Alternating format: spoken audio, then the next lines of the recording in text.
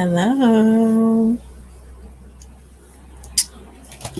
How is everyone? Hi to anyone that's coming in. Um, I'm sorry, I'm reeling. I was just having a conversation with some people that kind of threw me off. But how are you doing? It is me. My name is Kiana. This is Level Up Single Mom. It's Woman Chat Wednesday. So, full disclosure, I wasn't sure if I was going to do Woman Chat Wednesday this week because, well, for one, my baby girl, my oldest baby girl, went on her prom on Friday and she looked beautiful. She had a good time and everything, but I am exhausted. And I told people, I was like, I have a very important engagement that I can't break. I was just going to lay in the bed, like if I'm being honest. But someone brought it to my attention that Jada Pinkett Smith had dropped another Red Table Talk, and it's a very interesting subject matter. One that I kind of touch on, in my book. One that I kind of touch on when I talk about different subjects that I like to talk about on this platform. So I said, it'd be cool to just go ahead and watch it. I started watching it earlier, but I stopped myself from watching it so that I could watch it with you guys. I could be surprised. So I got my tissues.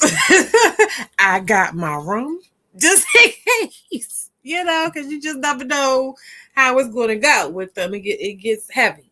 So anyway, what I'm going to do is I'm going to go ahead and play the intro, and then we can go ahead. Oh, and let me know, can you hear me? I've been talking all this time. I don't see any comments saying that you can't hear me, but I guess just, drop a one in the chat or whatever if you can hear me, okay? Because I am stepping my cookies up.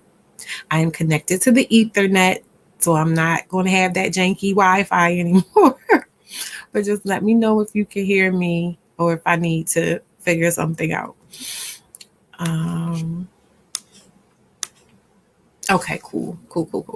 All right, so I'm going to go ahead and play the intro, and then we will get started.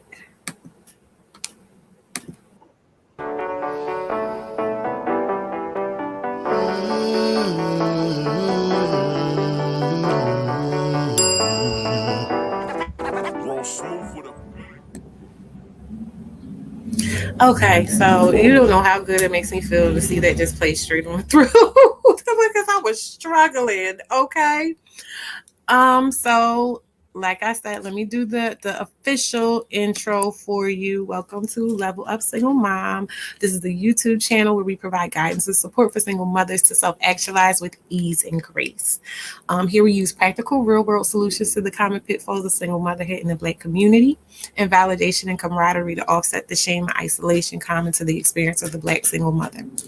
Like I mentioned before, my name is Kiana Clitman. Some of you know me as Vitamin K.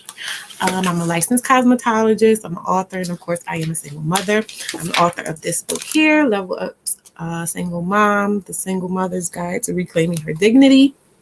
And you can look in, I have a playlist of interviews I did about the book, so you can see like what the subject matter is about.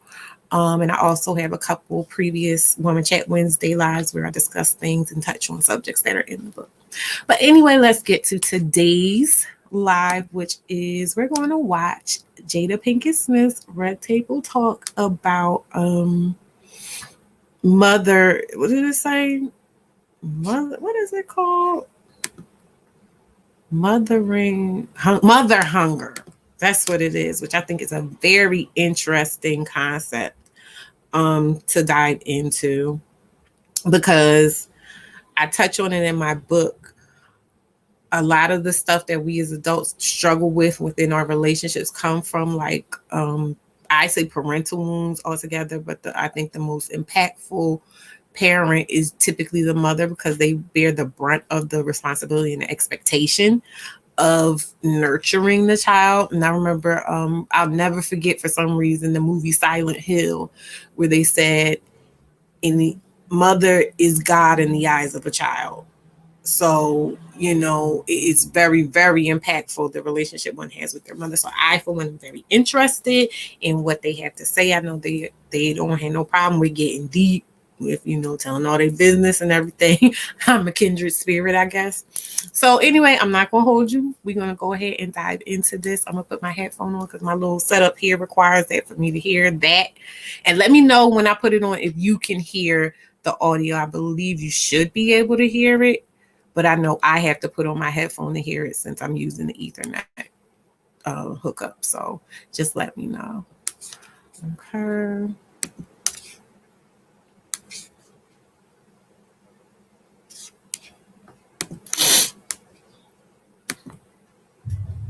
Do you have a difficult relationship with your mother? I just learned a new term, and I know it will help so many of us. Mother hunger.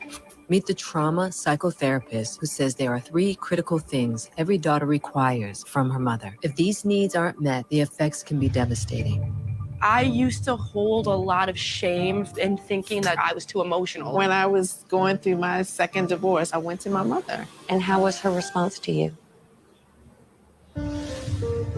I started drinking when I was 14. Tanika, were you ever told I love you? My thing was just not having protection. That's my biggest wound that comes out in all my relationships. Those women that you see and you think are so strong, there's this terrified little girl underneath. And that's me. Oh, Mommy. Well, this is a nice mother-daughter feel. We're I know, all we're all color coordinated. And you are as bright as the sun. Yeah. I'm a walking origami, girl. I thought I would bring this flower as just continuously remembering how beautiful we all are on our journey of healing. A friend gave me this book, and it has been eye-opening. We all have mother wounds. Mm-hmm. We all do. Yeah. After years of working with patients, trauma psychotherapist Kelly McDaniel witnessed a frequent pattern of harmful behaviors in women, which she traced back to mother hunger. I just want to take the time to just say thank you. You're welcome. So, Kelly, you say that there are 3 critical pillars of mother hunger. Yes, nurturance, protection, and then guidance. Okay. Nurturance is everything that involves eye contact. Yeah. Little girls are little communication machines. Baby girls are born starving for their mother's eyes. Wow. So that's part of nurturing. Touch, holding, cradling. The more we hold our babies, it literally grows.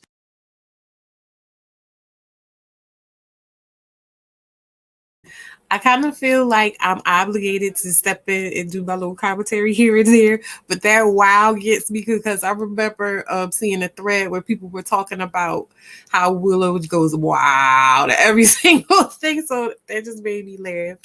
I'm gonna go ahead and go back.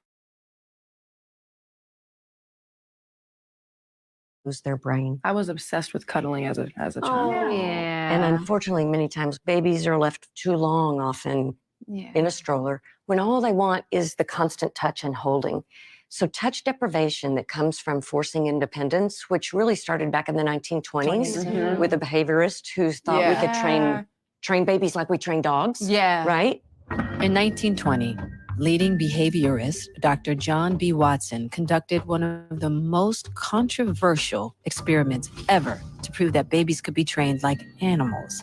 He used a series of highly unethical tests on a baby nicknamed Little Albert. This baby, known as Little Albert, initially found delight in touching a rabbit. Yet, as Watson began to clang a steel rod and claw hammer behind the child's head whenever he touched the creature, the reaction became not one of delight, but terror. Watson then created what he claimed was the foolproof parenting method, the basics. Never hug your child. Never let them sit in your lap. Shake hands to greet in the morning. A pat on the head is allowed if they've done an extraordinarily good job. And to get them to sleep, babies should be left alone to cry it out. At that time, Watson was extremely popular. He was the president of the American Psychological Association and wrote a best-selling parenting. I wanted to stop there because I wanted to know, like, if any of you just put in the chat, if any of you ever had, like, somebody tell you to just let your child cry and things like that. I am more of a, like, a mother that I'm trying to teach my kids to self-regulate and stuff like that, but it never occurred. I never would just let a baby cry. Now I will say, like when they're like, oh, wake them up and feed them and all of that type of stuff, I never got into that. I thought that was the craziest stuff I ever heard. Like they let you know when they're hungry type of thing, but I would never just sit there and just watch a baby cry. That has always sounded absolutely insane to me and unnatural.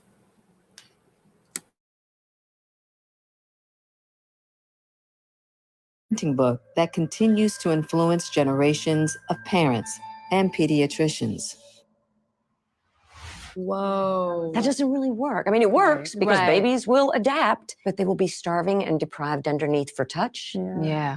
And that touch deprivation is easily transferred into needing and wanting more sex because that's one way we get touch needs met, right? That makes so much sense. The next one is protection.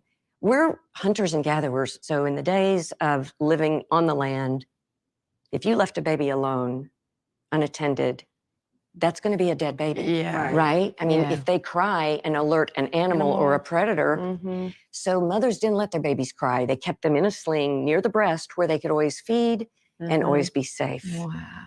So babies really aren't designed to think, no matter how cute that nursery is, I'm supposed to be in a crib. Right. That's scary. Yeah. Babies unfortunately get labeled, oh, she was a difficult baby. Well, what made her difficult? Well, she cried a lot. Oh, so she wanted you? Right.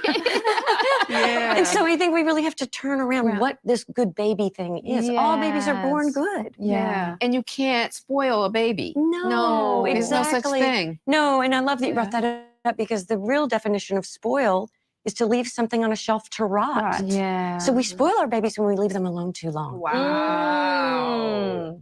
We're I starting love that. What we know now is if you leave your infants alone too long.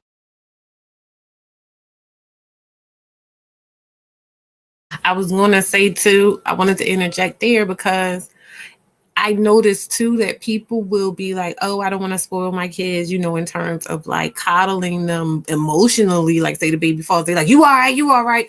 But then they will be so permissive, with what they let the child do. Like they let the child just run all over the place. You know what I mean? And it's just kind of like, it is really interesting. And then you'll see the kids get older and certain behaviors. It's like, I can see that coming.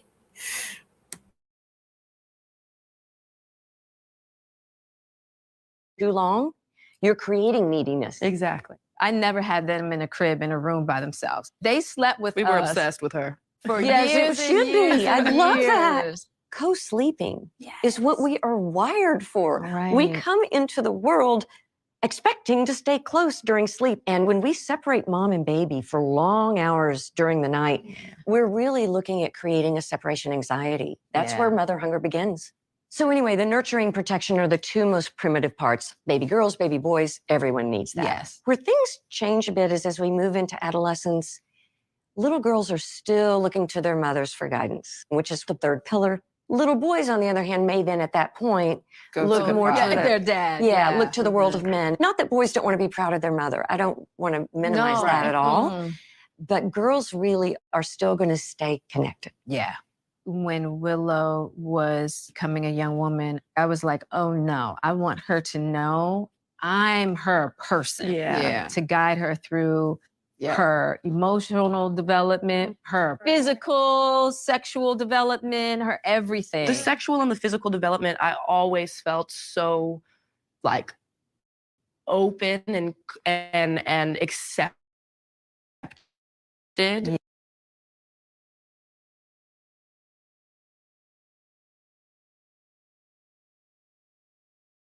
Yeah. Because you never made me feel like you hadn't been through something. Right. And I feel like a look of themselves, even to their own daughter. Well, I wanted to comment on that one because now I feel like, I had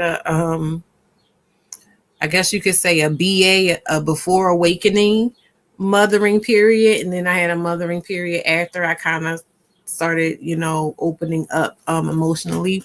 And I'm really glad that I got myself together by the time my daughter became a teenager, because there's no way in hell that I would have been able to navigate this and or she would have completely been rebelling against me if I was still in that space of feeling like I'm the parent, I'm different than you, like on Matilda. I'm the adult, you're the child, I'm right, you're wrong. Because that is how I was parenting as an 18 to like 28-year-old or so, you know what I mean? But now that I'm in this space where I'm talking to her like, hey, I'm a person first, and then I'm a woman second, and I'm a mother, last, still high up on the priority list, but I'm here to relate to you as all three of those things. It's been so much easier to get her to be open, like she's saying Willow is. And that's why it bothers me so much when people talk about like their family dynamics and things like that. And I'm not saying they don't have their own problems, but what family doesn't? But one thing I will give them is that it's clear that their children trust them. You know what I mean? And unfortunately in the Black community, people take children, kind of trusting their parents and having a healthy give and take rapport with their parents as the parents just being permissive and just letting their kids run wild. And like, but then you look around at all the dysfunction and you got to ask yourself, shouldn't we be doing something else? Like clearly something else needs to be done. We might need to at least be trying different ways, but that's just my opinion.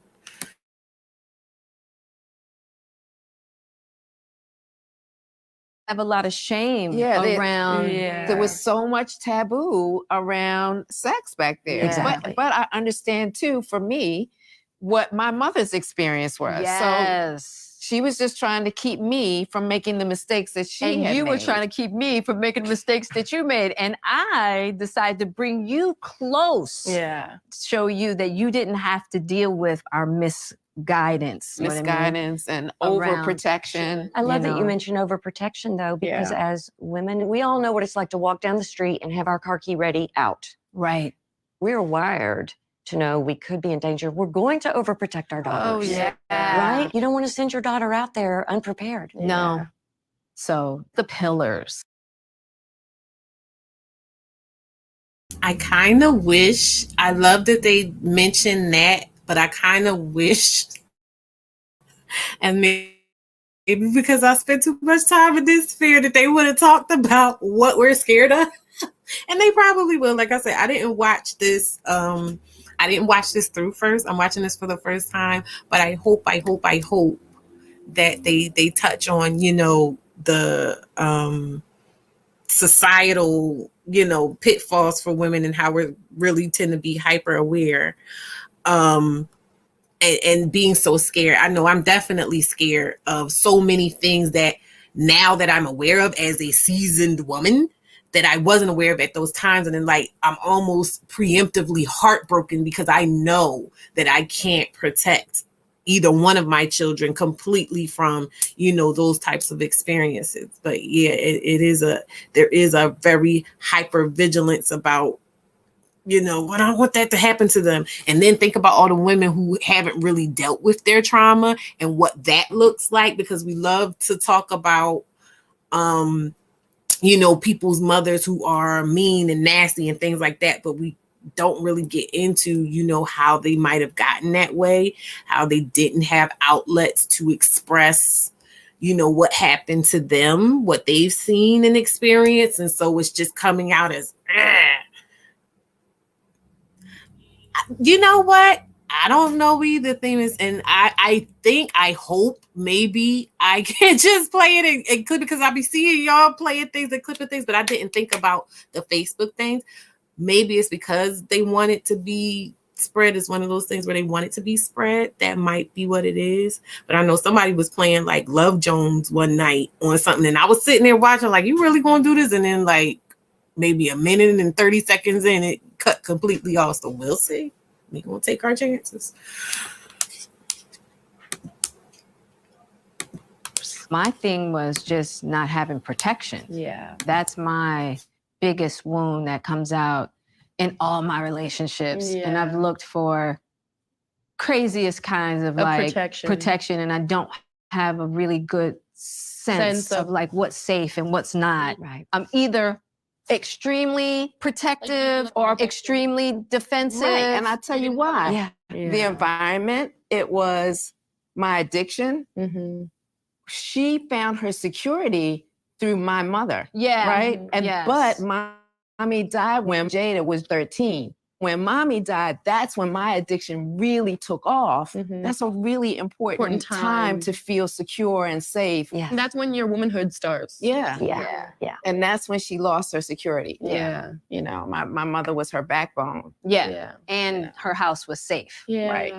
And so once she was gone, there was no safety. So then I went into the world and created my own safety, and that was crazy. So I had to like deal with a lot of stressful adult things at a young age. I didn't have the ability to deal with the emotions that were coming with it. I just had to buck up. Right. Yeah. And so those women that you see and you think are so strong, there's this terrified little girl underneath.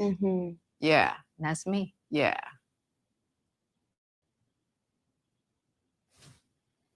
Oh, mommy. Yeah.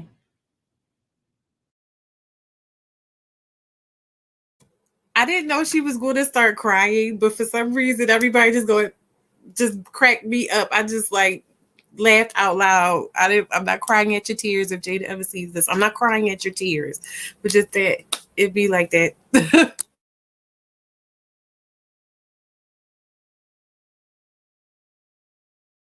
I mean, this is why we do the work. It's part of the journey. Yeah. It is. You know, Willow, do you have any understanding of your mother hunger yet? Obviously, I was so supported throughout my entire childhood, but there were definitely times where you had trouble looking at your anxiety and your hurt. And so when I was trying to be open about mine, there was no room for that at the time. It's like a lack of emotional support. 100%. Yeah. Exactly. That's kind of how I was raised, Yeah. and that's how I raised her. It was like toughen up. Yeah, Like toughen up. Yeah. I used to hold a lot. Something that also, yes, I was talking about that year earlier, Thea. I think you missed it. I was talking about that year earlier. I bust out laughing. But something else that sticks out to me is also the fact that they are ridiculously wealthy.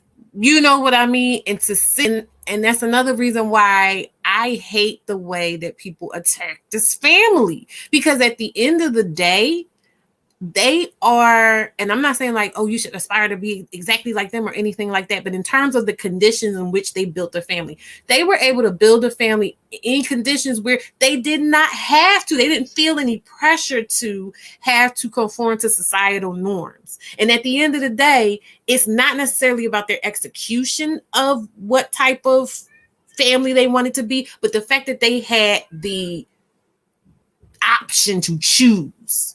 That is what just, I admire stuff like that. You know what I mean? You can't hate on, you shouldn't hate on. A lot of people hate on it, but you shouldn't be able to hate on the fact that you can build a family in a way that you are present, and they didn't have to worry about all of these things that are just inherent to the human experience while they were trying to parent and love each other and things like that. So it's really important, I feel like, to hear, to hear the wealthy talk to us poors, because we can see that it is really just a human thing. You know what I mean? We don't have to feel like it's an inherent failing for us as individuals or as, poor people or whatever like that. That's just something that stands out to me.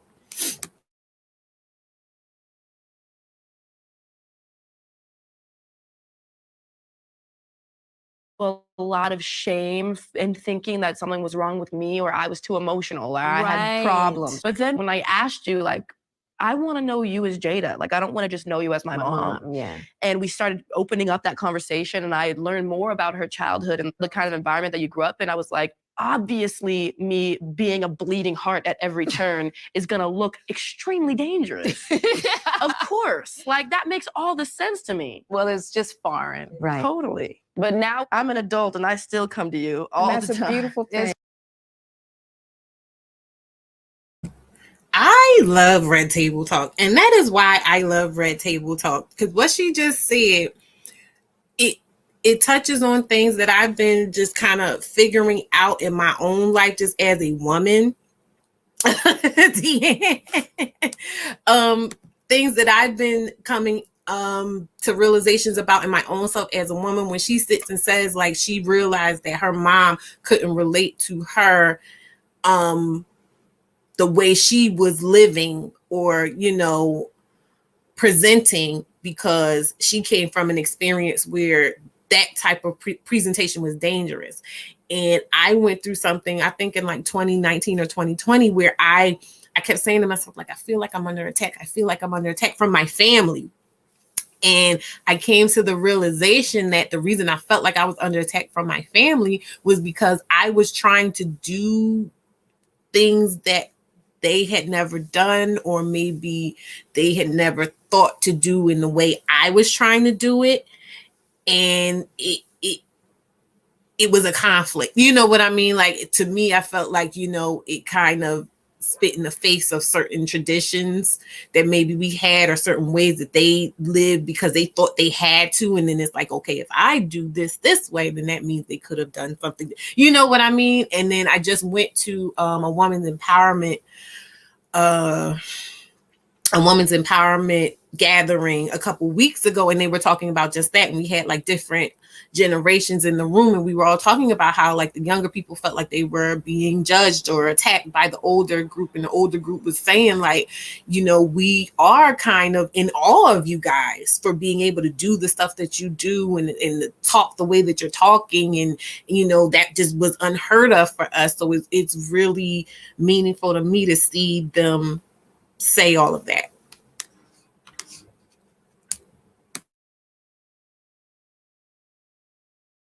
That's Dang, what it that's a beautiful- should be. But even my girlfriends, like, I know some of their mothers have this idea of like, you turned 18 and I don't need to deal anymore. And they're like, but this is the moment when I actually need like your real wisdom. I love that you're saying that. Yeah.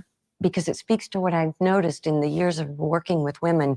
We never outgrow our desire for our mother. That's right. Especially when we go through developmental milestones. I remember when I was going through my second divorce, because the first one didn't really count. The second divorce, I went to my mother. Yeah. And how was her response to you?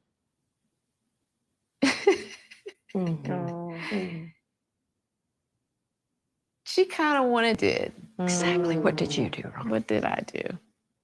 Yeah. And that was that generation, wasn't it? That if there's a divorce, it had to have been something you did wrong. Something that I did. I'm sorry. Yeah. So for me, the pillars, it wasn't protection. It was a bit of nurturing and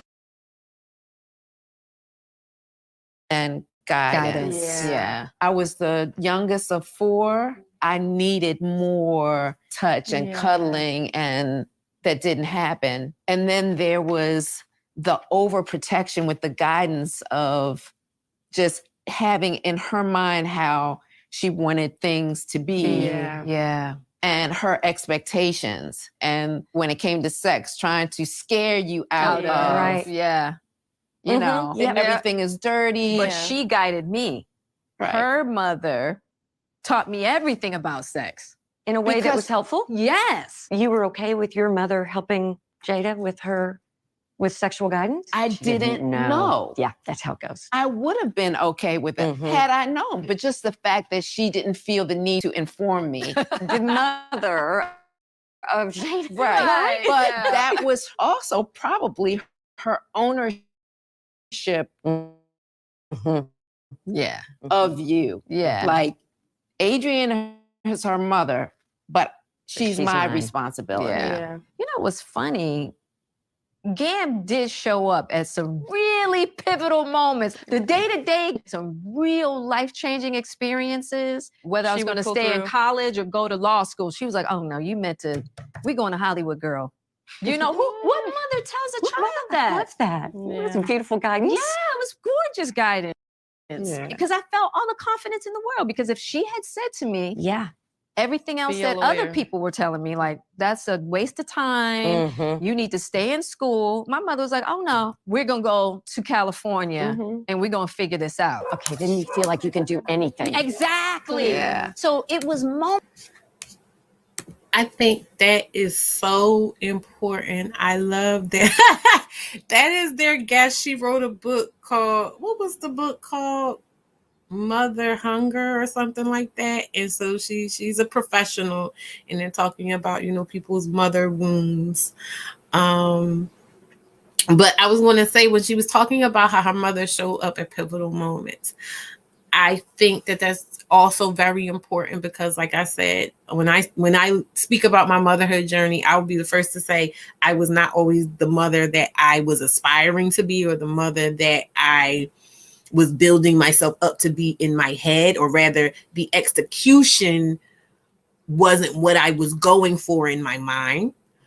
But when I think of my greatest hits of mothering, it was those times when I really just kind of honed into trying to help my daughter be who she wants to be. You know what I mean? Like really just giving her the space and holding the space for her to figure out who she is and what she wants, and letting her know, like, because I'm going through the struggle of trying to build my own identity outside of everybody else's expectations, that it's okay to do that. And it's not always going to look, or feel stable per se. It's not always, and it definitely isn't always going to be pretty or easy, but holding that space for her. Oh, thank you. Yes, I loved her prom. She looked so good. I was so frazzled, but like everything came out the way it should. But thank you so much.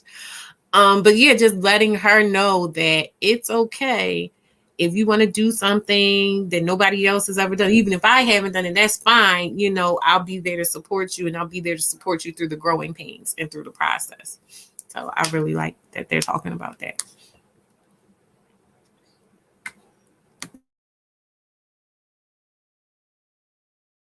Moments like that. Got into some real difficulty in Baltimore. Got you out of Baltimore. And she got me got up, and she was like, pack your right now, get in this car. And so that put me on the trajectory that I needed. Yeah. I feel like you saw her in a way that no parent just says that to a child if they don't see something special in them, that they're like, okay, there's a spark there that I don't feel like is gonna get ignited in a courtroom. Yeah. Well, you know what? Well there was said. another time too, Gam, when I was in Italy by myself, and I called you. Because remember when the valet said to me, I have a boat, I'm gonna take you out to dinner. Oh, jeez. And I'm thinking, oh, I'm in Italy, I'm 20, exactly. Yeah. So I called my mother. It's like, Mom, the valet wants to take me on this boat. She said, well, first of all, if he has a boat, what's he doing parking cars? And second of all, you are not getting on no boat with nobody. If something happens to you, nobody's going to hear you. You're going to be in the middle of nowhere. Do not, Jada. And I said, oh, snap, Mom, you're right. So good. And let me tell you, because I was about to get on that boat. How old were you? I was 20. 20? Whoa. See, still need a mom. That's beautiful and speaks to the bond. Yes. Even though the bond had been through periods of times that had broken points, a daughter always wants her mother. Yes. And if a mother's ready to receive and be there then, there's always time for repair. Yeah, because for all I know, I could have been trafficked. Yeah. You could have been. Right. Straight up, because they knew I was alone. Oh my gosh. I think to that day, I'm like, she saved my life again. Yeah, both of it was you- the pivotal moments with you guys. Yeah. Another moment for me was when you asked me to go to Australia with you. Oh, yeah. When I got the Matrix, and I literally just had Willow. We were going to be in Australia for like a year and a half. Oof. And I called my mom and I was like, I need some help. And I did not hesitate. I did not have a conversation with my husband at the time. She asked me and I immediately said, absolutely. Yeah. Because I knew that it was an opportunity for us to heal. There was this healing in watching her give to them Mhm. what we didn't have, but we were having it through them. What a beautiful way to step in Yeah. and re-mother Jada as you helped with Willow. Right. Yeah. And Jaden. Right. She had them both. The book was really helpful in me seeing how I was able to change for you. Mm-hmm. Because one of the things that was so missing in my relationship with my mother and with Jada was just touch. Yeah. Very rarely will you Will we see see Jada us. and I even touch. Yeah. Hug. And if we do, it's awkward. It's awkward because we didn't hug in our family. We knew we were loved. Yeah. But it just wasn't that kind of nurturing touch. And you remember how I know exactly what they're talking about in terms of like the the love is there, but there's some things that are missing and it is awkward. And I went through that so much with my mom growing up, like just being in a space where, and I remember like in my own mind just kind of saying, well, she loves you, just kind of like reassuring myself, a constant inner dialogue of just kind of reassuring. And I'm not saying we never touched or anything, but like I told y'all, my grandparents raised me, so she wasn't always around, and she lived out of state a lot, like we just wouldn't be around each other. And for me, it was always this thing of like, I feel like we should be closer, but because we weren't, closer, it just was like, well, we should be. It was just always this feeling like something's not here that should be here. So I know when she's saying like it was weird.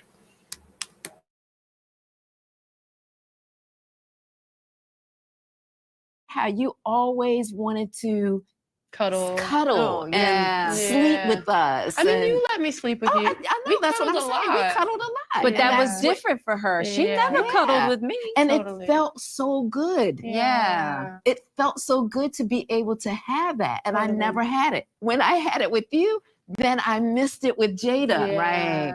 I realized how much I missed with her. But here's the thing. Here's the beauty of it. How it was able to change. And that's the Right, thing. That's what right. this is all about. It's Is trying to just break the pattern. and the Totally. cycle. Totally. So, entertainment reporter Tanika Ray says the concept of mother hunger socked her to her soul. Tanika hosted Extra for 7 years. She says growing up in the affluent suburb of Brentwood, California, didn't exempt her from having severe mother hunger. The way I was mothered was unsatisfactory. My mother and I just don't speak the same language. We don't agree on the sky color. We don't agree on anything. Her thing is, well, forget it. I just won't ever give you advice again. It's like, okay, mom, whatever. My cries for help were ignored, criticized, and othered. When you have an emotional child that needs to be heard, it's dangerous. I learned at such a young age not to depend on her. But when I had a child, that's when this like ghost voice comes out of nowhere. No, just stop. Oh God, why am I using that voice? That aggressive voice that then made me cower. My daughter said to me at age 6, Mommy, why don't you and Grammy hug? Broke my heart. Appearances are really important to my family, but there was no intimacy or love in the house. And I always call myself a survivor because I was, and I don't want to cry, but I was so depressed. I started drinking when I was 14. And so I want to make sure that I don't have that, my daughter trying to escape me going forward, and that she knows that I'm a safe space. Wow. Thank you. Yeah. Thank you for your testimony. Thank you for having me. I'm so grateful for this book. I've been really proficient at putting all these feelings away, but I guess God felt like this was the time for me to finally face this crap. I have been a fountain, a waterfall of tears, and so I'm going to try to keep it together. But what I realized, thinking I had eating disorders, that I have a problem with love and receiving it, that I had all these things that I needed therapy for. The nugget at the center is this, mother hunger. Mother hunger. Yeah. Because our first experience of love comes from her touch and how she feeds us. So food is our first experience of love. When I work with women with mother hunger, there are food troubles. What we start with is just whichever hurts the most. Tanika, your acknowledgement that your parents were very giving as far as material things. That doesn't soothe our need for love. Material things doesn't do it. I've had so much shame in my life because why do I have any space to talk about my issues? I grew up with things, and to have the life experiences that I have, how dare I have even a moment of complaint about not receiving love? Yeah. So that has kept me quiet and really just kept the pain cycling and just getting darker and uglier. Right. I really, really just relate to what you just said. I feel like let the tears come, because that internal, we've just been holding so hard for frozen. Frozen grief. 100%. frozen grief. That really hit me when you called it like I'm thawing out. Yeah, because I'm always crying too, Tanika. I'm a You're fountain. defrosting. I'm defrosting. Yeah. What's interesting though, mother hunger waits and it waits, and it is frozen grief until there's enough support that it can thaw. Our body knows what we can handle and what we can't. And if our life is too difficult, this won't come up. I think that's part of the reason why, you know, a little bit of that emotional nurturance wasn't there with us you know, in my childhood. Absolutely, Because you didn't feel safe enough to thaw. Nope. I almost missed what she just said there, but she, when she said life gets too hard for you to let this stuff out. And if that is not, you know, the be all end all statement, because like I said, I went through something recently and everything has been pointing to this actual subject, which is why this is like a perfect thing for me to watch, because someone that's very dear to me has been saying to me lately, because we were talking about like dating and everything like that. And she was just like, you're such a great person. You have such a great personality. There's no reason why you shouldn't have somebody. And she was like, I know it has to do with your mom. Like, we've talked in depth about my different issues and stuff. And she's like, it's something to do with your mom. You're going to have to dig in. And I already knew, you know, I had mother issues, daddy issues, abandonment issues and stuff. But she was talking about your mom. And the thing that I went through recently, I know that it was only able to surface because I've been strategically over time eliminating the stress from my life. Like, I am a completely different person, or I've given myself the space to be a completely different person today in 2022 than I was in like 2018, let's say, because I've been, you know, slowly but surely tackling the different things. You know, they say soft life. I've been creating a softness in my life that wasn't there before. And because I'm able to live at a less of a, you know, survival mode, now when these things come up that I used to just kind of swat off and I was able to just accept and cope with, now it's like unbearable and I have to deal with it right then and there. So that really stood out to me, what she was saying.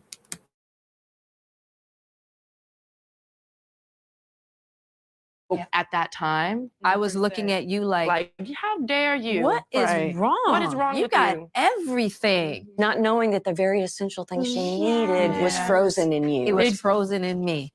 Tanika, were you ever told I love you? Never.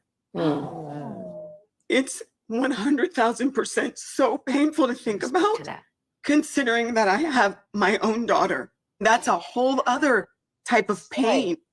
And my grandmother, my mother's mother, died unexpectedly when my mother was 2 months away from delivering me. Yeah. So there's grief as well as trauma. I was born into grief and sadness. I tried to talk to my mom about these things. And I said, you must have been really sad when I was born. No, I was fine. Yeah. Wow. She can't access it. It's so core to mother hunger. But you brought up. I keep fighting the urge to apologize for stopping it. And then I realized, like, this is my show. So you got to listen to me talk. You're a captive audience. So, but when she says that she was born into grief, there was such I fully believe that and receive that. I will always say that I am a completely different mother. And I had a completely different, you know, frame of mind when I was pregnant with my oldest daughter than I did when I was pregnant with my youngest daughter. My oldest daughter, I felt like I had fallen from grace. So I just felt like I was trash. It was just a very hopeless, sad, shameful, just my baby was steeping in so much negativity, self-hate, self-doubt. So by the time she was born, she was already born with all of that in her. And when I got pregnant with my second daughter, I was even worse off mentally at first because I was just so embarrassed for having done it again. However, I sat myself down and I was just like, look, sis, we can't do this to another kid. Like, we got to get it together. It is what it is. And you're going to have to figure out some kind of way to make it, make it enjoyable for all of you, because I knew for a fact that it was my mindset that had created the environment and the conditions under which I was parenting, and therefore, the conditions that my daughter was in, and then her reaction to it. Like, I just knew it started with me. So for her to sit and say, like, she can recognize that her mom was just steeped in sadness and give her that grace, that's really, really beautiful.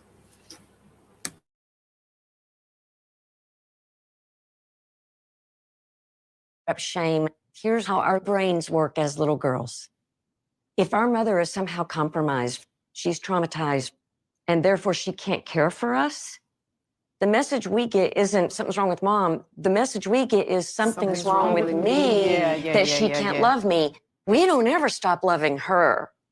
We just don't learn to love us. And that is the shame that's core in mother hunger. Yeah. Is there any benefit to Tanika sitting down with her mom? It's pretty rare to have a group like this of mothers and daughters that could actually sit and have this conversation. I don't generally encourage going to her mother because sometimes that leads to another disappointment, maybe a fresh rejection, and it's very, very risky, which is why I think it's important that we come up with who our celestial mother is. The mother we create is the mother that adores us, wanted us, who we admire. And you may actually think of a woman that you know. Yeah. That's who you talk to. That's who you pray to. That's who you curl up with at night and say, thanks for keeping me alive today. Right. I think when you realize what was lost, did I miss out on nurturing? Yeah. Did I miss out on protection? Or maybe it was guidance. We go replace those things ourselves. Yeah. We are the mother now. Yeah. You have two girls. You've got your daughter and you have your little girl inside of you that so needs you too. So if you can extend the same yumminess, the nurturing, the safety, and the guidance for you that you're giving her, that's going to help a lot heal what you didn't have. Right. When you don't have the mother that you wished you had, the only thing you have left to do is to mother yourself. That's right. Yeah. You're already a cycle breaker because you are aware, and I can say this, that every bit of you that you heal, your daughter inherits. Yeah. You don't have to say a word. I know you got this. A beautiful shining heart of yours. Every day I work on it. Yeah. Thank you. Shut up, Davis. I tell my daughter every day, the thing that comes from, before I say what I meant to say, the sign language, because when I be still feeling like I have to be so polite, even though it's my show. And I'm just like, I don't want to interrupt, the video clip. So I'm like, whatever I can communicate, this way, I'll communicate this way. But it's funny to be in here as I'm going through that. But I wanted to say that what she just said resonates with me as well, because I tell my oldest daughter, like, because sometimes she don't want to do the work. Like, I sit with her. We don't have a colored table. Yes, fruitcake, gang, gang, gang, pow, pow. We don't have a colored table, but I'm always having to, like, sit her down so we can do this kind of work together. And I tell her, like, you are the answer to the prayers of your ancestors. And I also tell her that, the work we do now is to break these generational curses. And even, like, I put it on the back of my book, and I put it everywhere that I, have my brand at. The legacy you live is the legacy you leave. So if we're all here for a purpose, it makes perfect sense to me that, we were the ones that made it to this day and time. We weren't caught up in slavery times. We weren't caught up in those times where people like us would have had it way harder. So this is our contribution to the cycle of life. You know what I mean? So I really like the fact that she said that.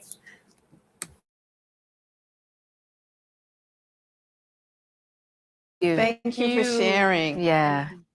I know Tanika's mother is going to see this. And I want Tanika and her mother to know that we have compassion for whatever she hadn't been given. Exactly. Because she has a story. Every mother is first a daughter. Yes. Every mother is first a daughter. It's deep. That got me. I've always wanted to have a table and find information where people could have a guidance towards healing. And your book is that for the mother-daughter relationship. But I also think for sons, you know, when I was reading this, I thought about Trey and Jaden. Yeah. You know, and I Good. thought about, Good. you know, their mother hungers. And I was like, oh, snap. Yeah. That's also real too. Thanks for bringing that up. 100%. All right. We have 25-year-old Catrice. She has a deep case of mother hunger. Catrice says she's feeling hopeless and has struggled with low self-esteem most of her life. Growing up, she didn't know her biological father, and her mother was battling with a crack addiction. My mom, she depended on my stepdad for financial reasons. And when he passed away, it was really, really hard. And like, we couldn't afford to really live where we lived. I kind of held that against her. And I felt like, well, maybe she should have, you know, gotten her life together. Catrice says her life has been racked with instability. When I was in college, I actually had to go to therapy because I had like crippling anxiety about leaving college because it was such a safety net for me. I was like, okay, I have an apartment and I have food here. When I graduate, I'm scared that I'm just gonna go home and I'm gonna have to take care of people and not live my life.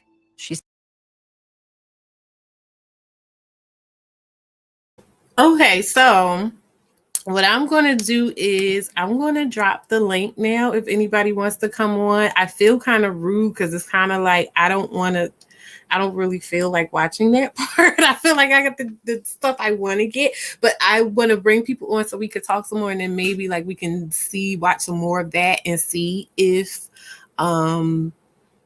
they come back and start talking about other things. And I don't want to be rude to the girl, but like I want to talk to y'all now. So I am going to share the link.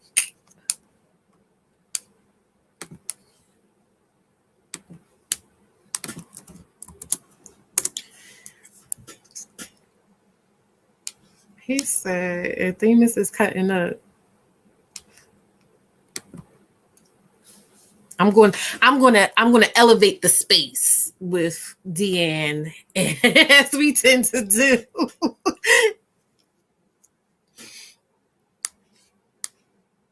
It is a good place to start. We have to use the opportunities our ancestors paid with their lives for us to have. You want to know something, Deanne, too? When I used to work at Ross, and it's not too far from where I was living, so I used to just walk. And I remember one day I was walking to work, and I had my music on and everything, and I was just, paying attention to my breathing and all of that. And I believe anything can be meditation.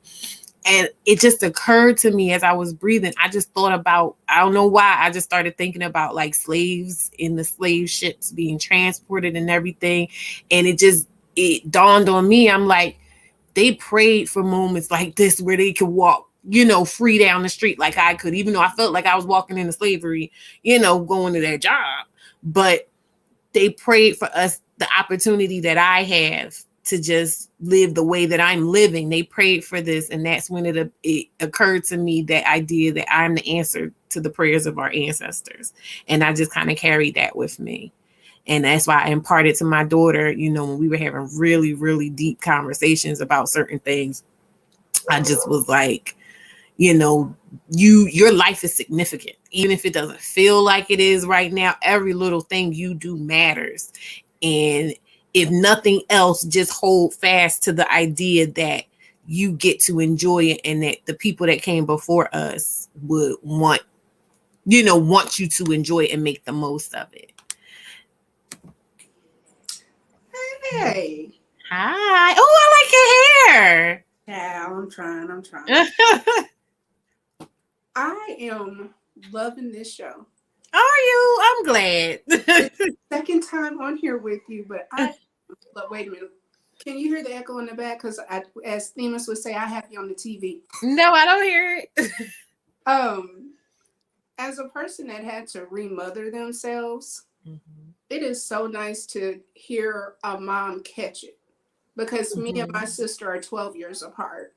And who my mom was to me and who my mom is to my sister is completely different. And how she parented us was very different. However, I am more of a survivor and like I can like make it through anything. And my sister still is very heavily reliant. So it's almost like a catch-22. I really identify with when she talked about touch and just, I don't think my mom had the space or the range. And that's the thing that in remothering, is like, I have the space to go to therapy. My mother was at work. She didn't have time to go to therapy. So the fact that I can go and talk my feelings out, she elevated. So she did her job. She did what, hey, Miss Deanne. She did what she was supposed to do. And I really think we should maybe rethink about this sanctification of mothers. I think that moms have too much weight on them. And Marcus made a statement on Themis's last live. And she talked about how moms are willing to be the villains in order for fathers to look good. And I can identify with who's going to look at a young person and say, oh, well, your dad just didn't step up. So it's, oh, he had to work late, or, oh, he had to do this. And because you're the person that's there, you are always the target. And now we're seeing this residual anger of the parent that stayed versus the parent that got to be objectified and idolized. And then you have this brokenness. So it's so nice to see a mom say, like, I know I wasn't in a good space when I had you, but let's talk about this. And you're doing it at 10 and not when she's went to therapy, had her own kids, and is now trying to say, like, oh, wait a minute. And then we kind of swing the pendulum, in my opinion, like, anything that my mom did, I did not want to do with my son. And now as he's an adult, I'm like, ooh, some of these lessons you might could have used. Some of this was good stuff because you kept me alive. You kept me, sound and safe in the best way that she knew how. And I think when you said that we are our ancestors' prayers, I think that sometimes we forget how much oppression our parents went through and how little access to the words. Frozen grief? Who talks like that? Like, you have to have the verbiage to talk like that. It's that's a gift. It's just like, pray it away. We don't have issues. You have Jesus. Counseling is just now destigmatized. It is just, we are very fortunate. And I know what my mother, when she talked about talking to your mothers, when you find out the trauma that your mother survived, you begin to say, that's where this behavior came from. Oh, this is why you didn't want me to stay the night, because somebody was molested. Oh, this is why you wanted me to cover over or cover up when she said boats and hoes, because she knew, instead of her saying, like, this is not a safe environment, I can't let you go out because you will be unsafe. It was just like, women don't do this, as into where we have the language and the bandwidth. So I tell a lot of women, like, sometimes you just gotta, one, remother yourself. Whatever your mom couldn't give you, you have the right to go and give to you. And then give your mom some grace, because she's a person. And very few people are out here being spiteful or malicious to their own children. They can only give what they get, not a mojito. What is Themis talking? Themis. His team dropped them babies off, and I have to say, I think as mothers, that's the other thing that we may need to do. I was quite mad when Obi said it the other day, like, you need to let men be men. And I was just like, I'm not dropping my baby off to somebody that don't. But you know what? if this person's not going to break your kid, moms deserve breaks too. Team drop them babies off all 2022. I dropped my daughter, so I'm not to tell her business though, but like when she turned 13, she decided to take a different route home than what she was supposed to. And because she took that route home, she wound up losing her school issued tablet. And because she lost her school issued tablet, she was scared to come home. So she didn't for a couple hours. And, you know, she had been not being the best student in there. And like I said, this was prior to me having the space to soften my life enough to thaw, like they said, to realize some things about me. So when she did resurface, by the time she resurfaced, I wound up losing my job because I didn't go back to my job when I was supposed to be there. You know, my whole life was flipped upside down. And on top of that, I just was like, you know, I could handle anything else you were doing in school and stuff, but I can't handle you not coming home because I don't know what to do about that. Right. And so that was my, you know, King Solomon bringing the baby to King Solomon moment of I'll let you take her because her dad lived down south and like he's married. And it was one of those things where it's like, maybe you got something I don't have. Maybe, you know, and I ain't even gonna get into that. But I'm saying like I was just in that space of like, look, I'm willing to be the failure. I just need you to be okay.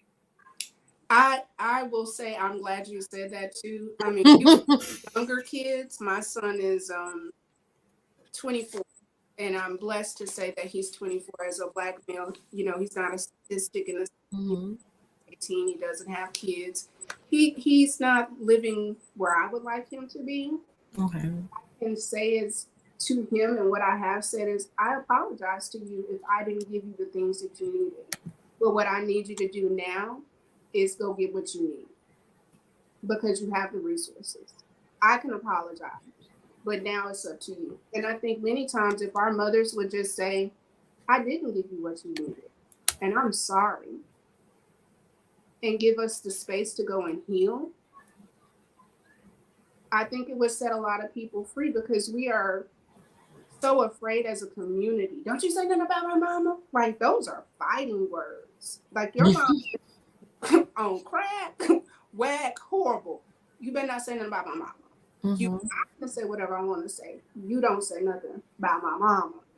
But sometimes moms got to circle back and say, hey, I was young. I had was 16. I did the best that I could. And I know a lot of things, I think when you said those milestone moments as a mom, for me, I was like, okay, I did that. I can say I did prom, I did graduation. I remember your kindergarten graduation. I remember, you know, your first Pee Wee game. I remember when you made varsity. I did those things. Okay, let me give me some space. Let me say, I'm a person. I'm not perfect. I'm not a saint. I love you, but I'm not going to be everything that you need because you're your own individual self. Go get what you need. Yeah. She said, just speaking to her right now, toxic mothering is a generational curse that needs to be broken. How do you give grace to mom when they don't offer grace to you? Well, I can say this. Like I said, my mother, I said in the previous life, my mother was 13 when she had me. Ooh. And for the longest time, I was just so hurt and angry because I was just like, it felt to me like she never cared about me. Then when my daughter hit that age, I'm looking at my daughter and I'm like, oh yeah, there's no way she could have been ever the mother that I thought that she should have been as a child that was her child and she's the mother. I'm like, there's no way she could have been what I envisioned a mother to be. So then there was that bit of grace. Then something happened and I felt like, even though I still love my mom, even though I could totally understand her as a woman, as a mother, and even as a daughter and all of that, I had to look at the situation and say to myself, you know, person to person, I wouldn't accept this from anybody else. So I'm not going to accept this from her. So sometimes you can still give people grace, but that doesn't necessarily mean that you are allowing them the space to hurt you or, continue to disappoint you or, whatever it is. I will say, my mother came from a very, very severely abusive behavior. So I think my mom thought because she spanked and didn't beat and there wasn't blood on the walls that she wasn't passing down trauma. And one day she just hollered out, well, I've never shot a dog in front of you. And I was just like, whoa, wait a minute. What?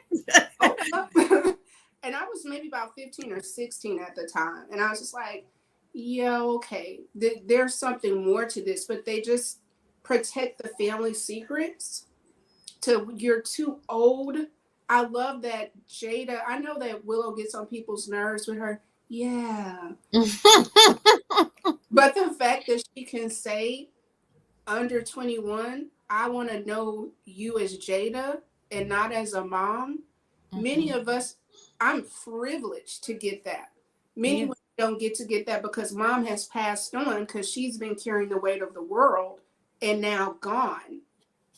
My mother, the last time she physically hit me, I was 30.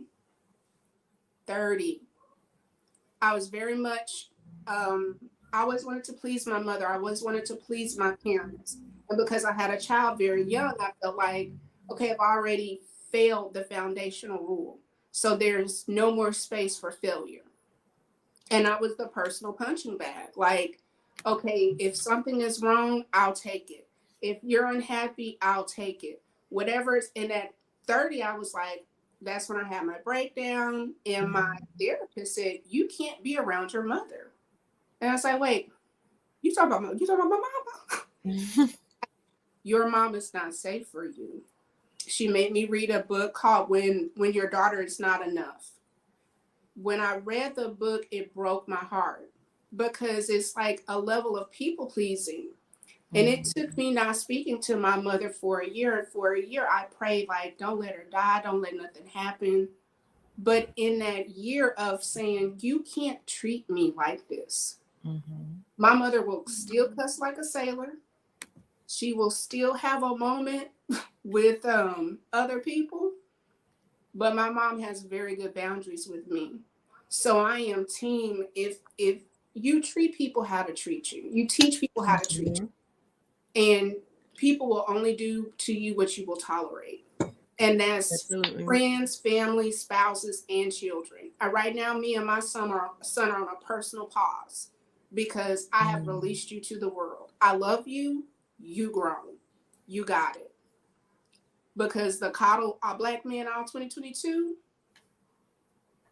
I can't continue the cycle because I was loving him too hard and too much of a safety net.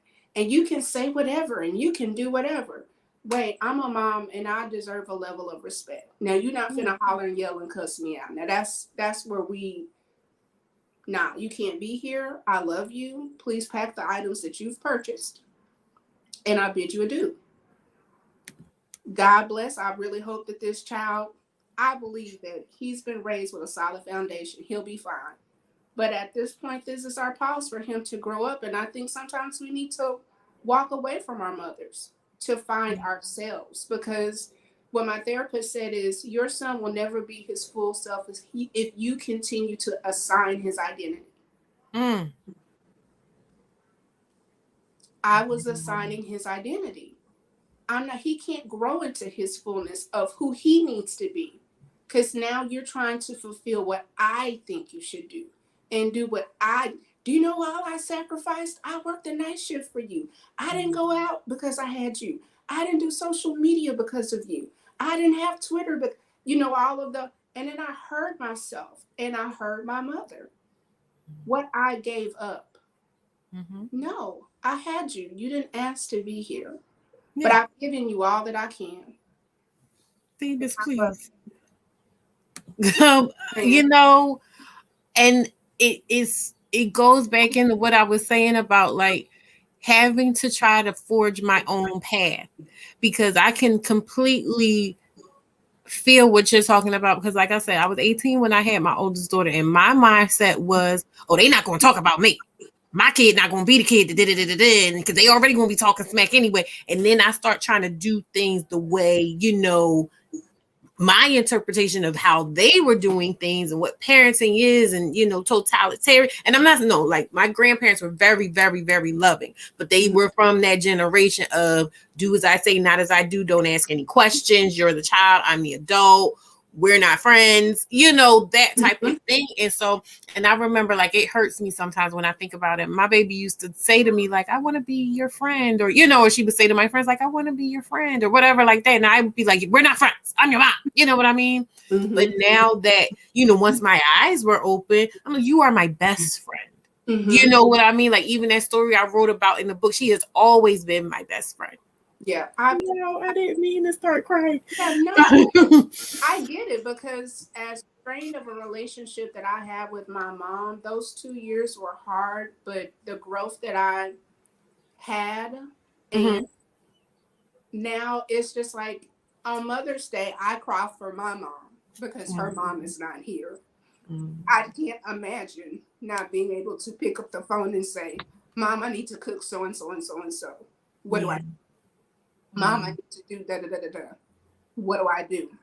And my mother doesn't have it. Yeah. So it just makes me give her that much more space, because not only is she watching and experiencing motherhood and grandmotherhood, she's not sharing it with her mom. Yeah. So it breaks my heart, and you can see the pain and the hurt in all of the siblings. They miss their mother. My mother is 65. My grandmother passed when my mom was 33. She misses her mom every day. So I try to tell people, I know that some moms do some very terrible things, but if you can find the space to, at least from a distance, love them, so your heart is not weighed down. Because when a parent transitions, it is a horrible thing. I don't believe in that, oh, time heals all wounds. No. My father died when I was 21. There's not been a Christmas that was the same. I love Christmas because, you know, my niece and my son is still different with my daddy. And when I tell you, I can see why people be jumping on the grave, on the coffin. I'm going to be a stone cold mess when that lady go out. Nobody better not stop me. I love my mother to death. She is an amazing woman. She did a phenomenal job with the skills that she had. And I thank God that I chose her, because everything that she didn't give me, I've got to be able to journey and find for myself. And that's been a gift for me. Whatever your mother didn't give you, you get to find for yourself. Yeah. And then it's yours. It's yours. And you can give it to your babies. My son's vocabulary is amazing. When I tell you that kid can talk feelings, Mom, you're being inconsiderate right now. And I was like, yes, the kid. These professors, these little professors walking around here with these words. I feel like you're being emotionally manipulative with your words right now. And you know what? People always want to talk about, oh, it's snowflake generation and stuff. This is a blessing. Do you know how much pain and ridiculousness that we have been enduring because people couldn't even conceptualize what the heck they were going through or carrying around, and now they want to gripe because people are expressing themselves and saying, nah, you don't get to do that to me. When she said frozen grief, I was like, that's it. And what I want to say is, she said we got in her feelings. Saying, not only do I believe we have the grief of our experiences, I believe that we get to cry the tears that our ancestors could not. Yes. They did not, you can't cry on the field. You can't cry while you serving people. You can't cry while you fixing plates. And when you get home, you still have mothering to do. So we get to cry the tears of 3 to 4 generations. And then we get to heal. And then we get to say, no more. I will cry the tears. I will cry. I cry for my nieces. And I cry for my mother. And I cry for my grandmother and my great granny. And I come from such, I don't want to say strong, I will say resilient, Black, beautiful women. Black, beautiful women. And I'm so proud of my lineage. And I'm so proud of the legacy. And I'm so grateful that I have technology and I can meet connections with women that write books that heal with their daughters and cry. I love it. What a time to be alive. What a time to be alive. Yes. Absolutely. Else comes up and joins. If not, I'll hop back up. I want you to keep doing lives. I know last week we're together. Be encouraged. You are doing amazing work. You are stopping curses. And here's the thing.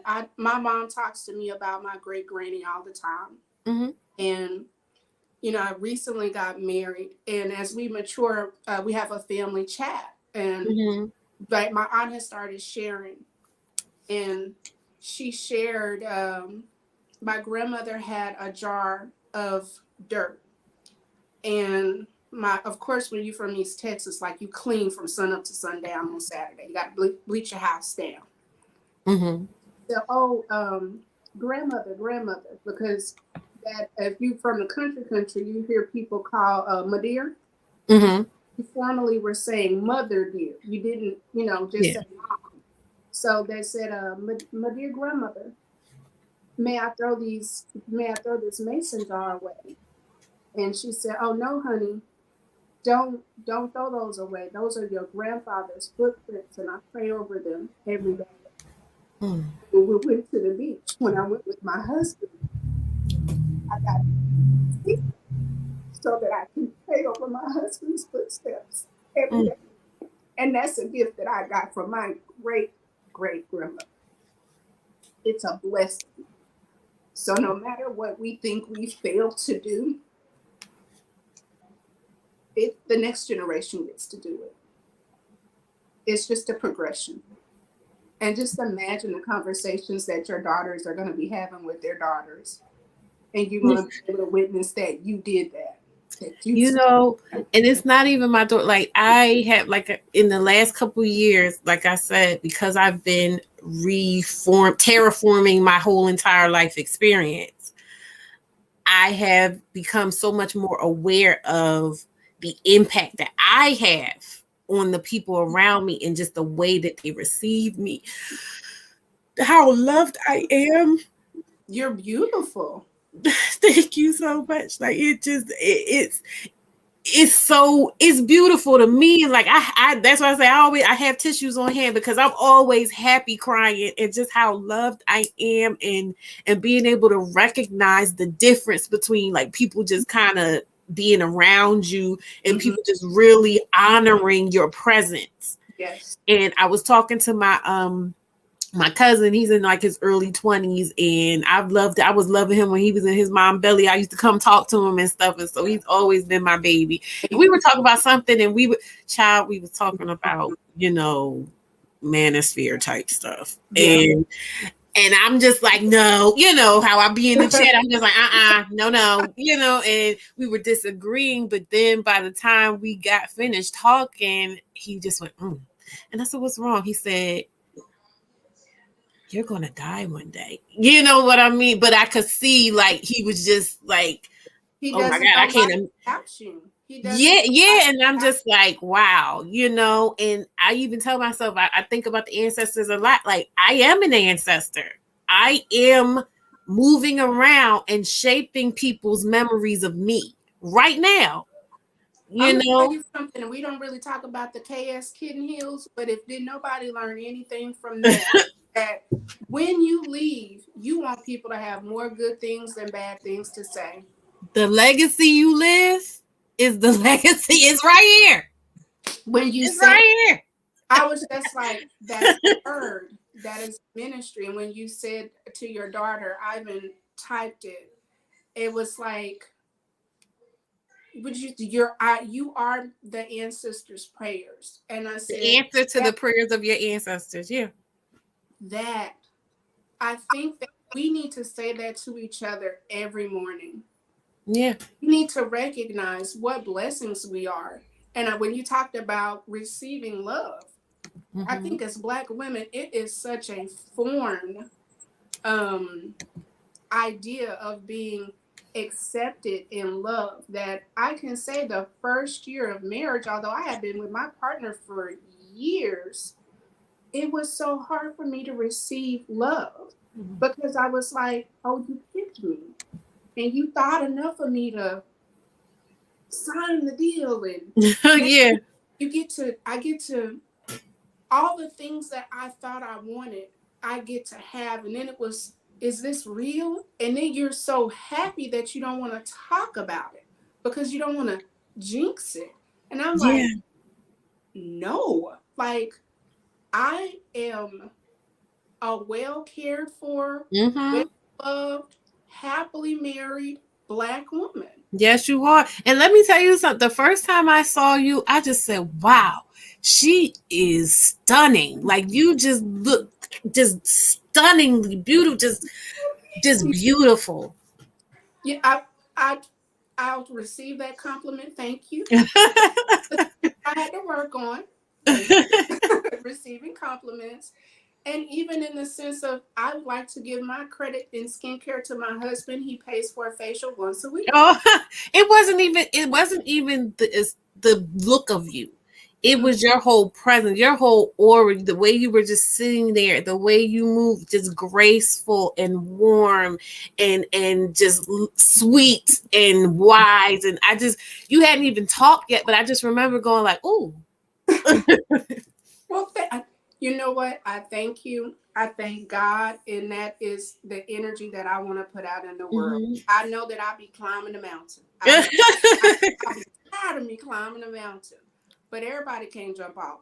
Somebody can say, now look, I like to believe that there is a redemptive quality in everybody until the day that they die. Uh-oh. You're stuck. There you go. No, I'm saying I like to just believe that there's redemptive quality in everybody until your last breath. Until your last breath, you have a choice to be the best possible you that you can be. And some people are great and they vibrate high, and some people just have so much trauma to themselves, or they carry so much generational trauma that they just are heavy spirits. And I can't judge you. I have to thank God that I'm not where you are.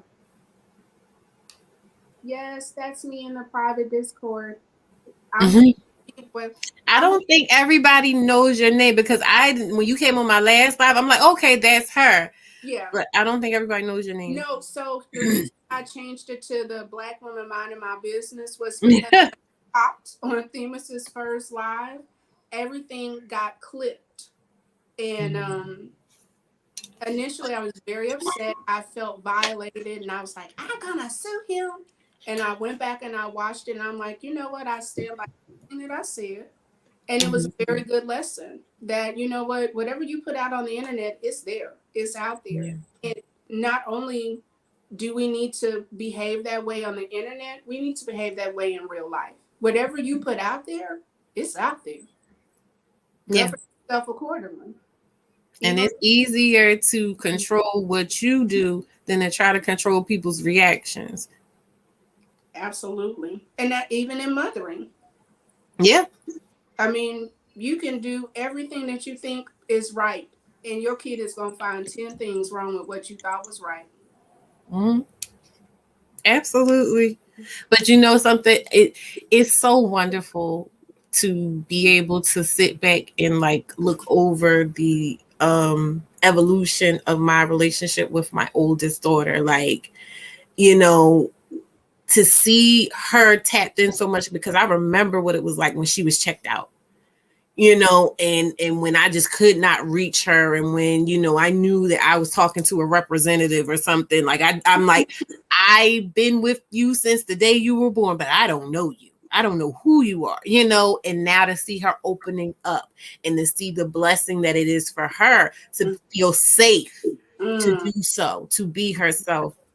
And also, I tell myself all the time, like, I'm so proud of myself, because I look at my youngest baby, and me and my oldest daughter were just talking about how she is so much herself. And unapologetically. And then my daughter was like crying. She was like, and she loves me. You know what I mean? Like, she is someone who clearly could love anyone and could have anyone love her. And she loves me. And what a blessing it is. And then me feeling great because, oh my God, she's in that place now where, you know, she's feeling the love. It's just, that's why I say, like, sometimes I'm like, wow, I actually got to the place where I would not have it any other way, because there was so many days I just was like, why am I in this life?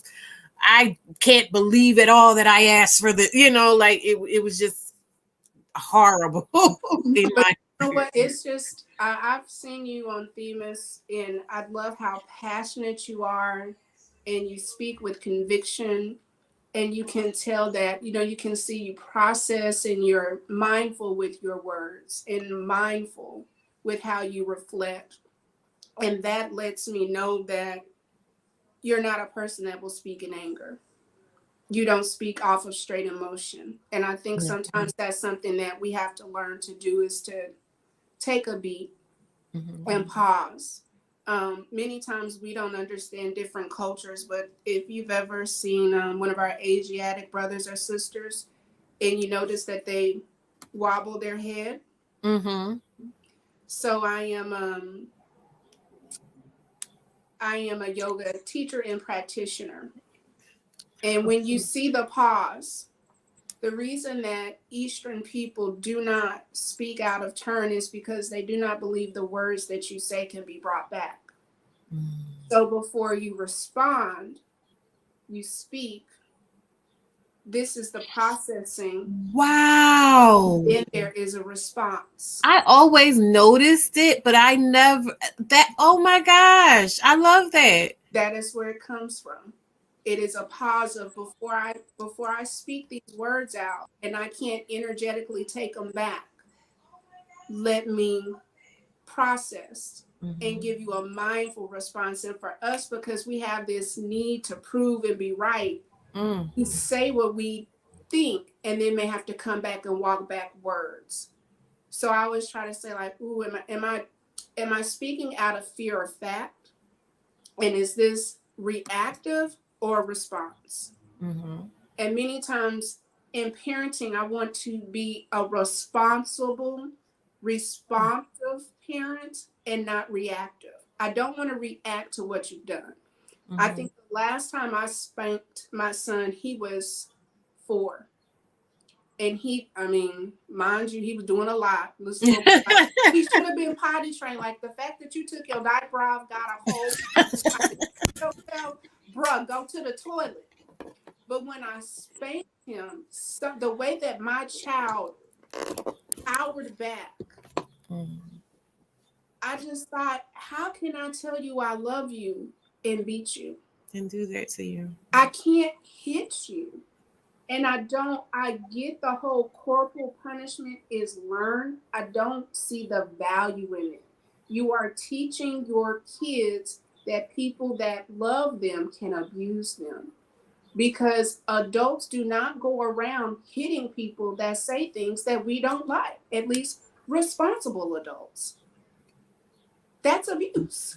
You would fight an adult that came up like, your boss don't like what you did. You know what, you can have, as I said, or heard the email before, but you don't walk up to yes. To be back. We don't do that to adults. These children are little adults. They're little people. They're little people with gentle spirits. And what I have realized now is, as a aunt, and oh my God, there's nothing like auntie love. Yes. Oh, yes. Oh, I love my nieces. They are delicious. My nephew is delicious. But what I've realized is every fear that these kids have, an adult spoke over them. Mm-hmm. Every single fear. Well, don't do that. Well, why? And I love that my niece will say, well, why, Auntie? Mm-hmm. And then it me check. Well, why am I telling you not to do this? Is it politics? Is it because it's not hard, not safe? Because I should be able to say, okay, I need you to not pay. You can't be on your cell phone crossing the street, baby. It's not safe. Versus put your phone away. And I think so many times we were just beat. So I just love, like you said, you don't have a red table, but you sit and talk. Do you know how many adults don't talk to their relatives? No, they don't. And that's the thing. Like, I talk so much. Like, my daughter, when she was in the chat, when I was doing things, she's like, she talk so much. But that's because I do it for a couple different reasons. One is because I want you to know. I want to give you the benefit of explaining it fully, because like I said, there's so many things that I've been through that wasn't because I didn't get it, was because I didn't get the full explanation of why it was important and how it fit into other things and blah blah blah blah blah. So I do that talking, and finally I give you the full breakdown so that when you do cross that line, I don't have to feel guilt or anything when I'm checking you, right? Because you knew. You can't say you didn't know. I explained to you in full detail numerous times. If you do this, X, Y, and Z will happen. The whole not because I said so. Yeah. Yeah. And well, I don't have to feel no type of way about it. Well, no, I'm so grateful that you had this. I'm so glad that you followed through. I'm so glad that you saw it, you acted on it, and it was amazing that you said, you know what, I'm going to see this. Mm-hmm. I'm going to make my live. You put the time up, you shared the link, whatever hesitation, you worked through it. So, and I see how many people were on the chat. Yeah, this is what I saw. Yeah, and it's only the third one. It's only the third one. Every time you share a link, if I have the availability, I'll be here live, and if not, I'm gonna watch the replay because it is. I will. You know what it is, and just like with me, like going like, oh, I don't want to interrupt the thing that I'm showing on my channel, because I don't want to take advantage of, Themis' hospitality. I don't want to just be like, hey, plugging my stuff all the time. So, I do it, I'll put it in, but I'll put it in like once. But here's or if someone asks me, but I think that the fruities and the fruitcakes have a very unique space. I think that other people are admiring the space that's being provided. I enjoy watching Themis. I enjoy watching Erica. I enjoy watching Steve. I enjoy watching you. I hope that more channels will spawn from the House of Themis, because I think that the viewpoint is thought out. I think that it's mindful, and it's not these swinging to the right, swinging to the left, and it's leaving enough space for different opinions and viewpoints to be had. And even if you just hear it, you're exposed to it, and it can open up a new flow. Sometimes we just lack, ignorance is that, lack of knowledge. So even if the idea is out there, you don't have to agree with it, but hey, you have a different point of view to it. They're like, oh, okay, I never thought about that. Like what you said about the gang. Even with the our extreme people, like I asked my friend, like, why do y'all do that? Yes, the House of Themis child, the House of Themis built. I look forward to starting my channel. Like, me coming up is giving me more and more strength. Oh, good. We need more. We need more. I know. I just struggle with like, okay, well, what kind of content do I want to make? And I don't want to just do pop culture, but I don't feel like I'm smart enough to do like conversations. You know what? I'm not degreed out. But just have a conversation, because I don't have a degree. And I think I wrote about that in my book. Like, I always identified as an intellectual. So me not actually going and following through and getting a college degree, like, always kind of messed me up internally as far as my identity. But then when I found Themis' channel, I'm just like, oh my God, I found my people. These are the types of conversations I want to be having. This is the level of conversation that I want to be having. And it's just like, what outcome? I will come and we just help each other because I was not feeling discouraged. I recognize that it's my first, these were my first ones. But like I was a little iffy about the last one because the last live I did was touching some touchy stuff. And like I know from when I first had started my platform on Instagram that it's just one of those things where, especially in a space like YouTube, they're looking for you to be like, men ain't nothing. They're looking for stimulation. The masses are looking for negativity and this and that and the other. And I'm just like, I don't want to do that. That's not how I feel. I'm gonna get with them. If I need to, but I'm not trying to dog anybody. Yeah, it's very hard, and it's like I don't want to come off as a mammy, but I'm like I love Black men, and I have a son, and I have a nephew, and I have great Black friendships, and my dad was a Black man. I just have to. I just feel like I just can't. I don't want to be otherized like the manosphere. I don't want us to fall into their trap because I see the trap of the Black man and see this. The stats are the stats. But you know what? That's why. The truth, but not all. That's why when I talk, because like I said, the last one, I was saying some things that I recognize could be weaponized by, those people to say, see, she knows that women are this and that. And I made sure to put disclaimers in. This is what I'm not saying. Right. This is what I am saying. You know what I mean? And hopefully bring them over there because the difference between me and them and probably us and them is we're consistent. If someone questions me, it's going to be the same from every angle. Yeah. They do swing. So and I have to say, like, Lord, so that's what I'm saying. Like if they want to try it, if they want to take something I said and try to twist it and bring some people over here, okay. I'm ready. Like what you said.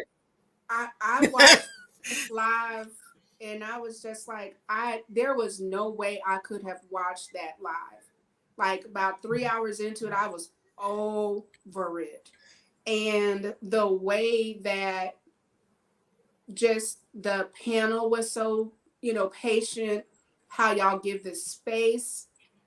And I'm just like, okay. I was so happy at 6 hours and 52 minutes. If you have not seen the read of 2022, I didn't do it yet. I'm gonna finish it. That is gonna be the cherry on my Sunday tonight. I didn't finish. I'm only halfway through. Invite you when you get to 6 hours and 52 minutes. I just want that the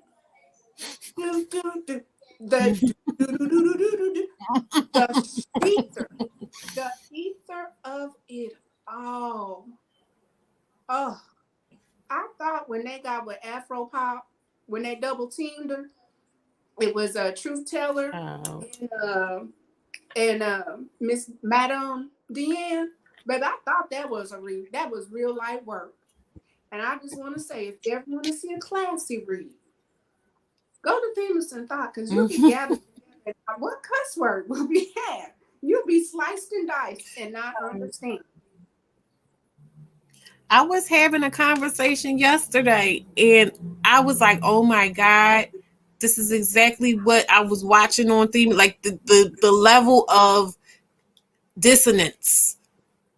It's like you don't even know what you're saying doesn't make any sense. Like the person was explaining to me why. I told the person, I said, I've decided not to hang around you and your people. And they were just like, well, I don't understand why you don't want to hang around us. It's okay. We want you there. I'm like, yeah, but I don't want to be there. Oh, well, sometimes you got to, make sacrifices and this and that and the other. I'm like, I made enough sacrifices. Well, if you make sacrifices and nobody else around you feels like they're making a sacrifice, then basically like maybe you need to not feel like you're making a sacrifice. No, I need to get away. I need to go where I'm appreciated. Like, what are you talking about? I went from probably a friend group of 30 people to I think I may talk to people in the Discord more than I more than I talk to people that I actually know. And what I will say is, and I shared this with my friend today, I said, trash in is trash out. What you consume is what you will produce. And I want to produce intelligent thought, mindful thought. And if I feel as if you are unable to at least be thoughtful in your response of the energy that you're giving back to me, then you're not safe for me. And I choose not to be around that energy. And I've started I just have to say, even when I am getting ready to respond in anger, I will pause and say, you know what, at this moment, I'm not going to give you the level of respect that you deserve as a person. Let me process this and come back.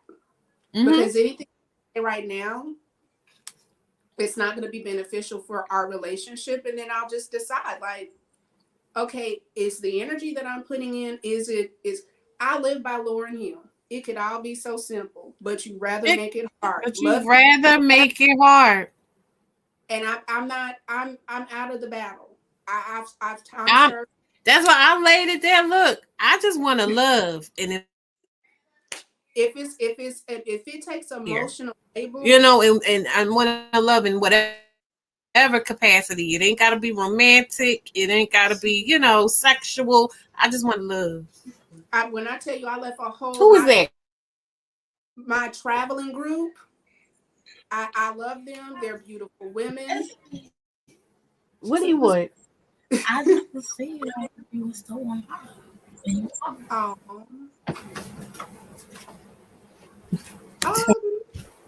know I be coming up with things. Don't take her no mind. She always, every time I'm doing something. That's your baby. You gotta let us. You said what? That's your baby, Miss. I'm not. Child, she worked my nerves. She worked my nerves. She really did. But she looked beautiful. No, oh my God. When I say stunning, just the way that the dress just flowed, the epitome of class, but she had a little bit of pop, like it was a little bit of there, but just when I say sis pulled up together, yeah. She was pulled up. That's in the South. That's what we're like. Oh, she's pulled up. Oh, she pulled up on you. It was a look. You want to know what's funny too? Because so I have a cosmetology license, and when I did Level Up Single Mom, like just in general as a platform, it's about this stuff, but it has 3 separate sections, and this would fall under build your boundaries, because we're talking about how you feel and how you establish your self-esteem and how you kind of untangle the knots of your mind to build that foundation for yourself. Then there is birth your bag, which right now is just like for people who maybe are working like lower end jobs but want to figure out how to get to an office job or a higher profile, slightly higher profile, so they can have a little more money to start saving or putting in a 401k.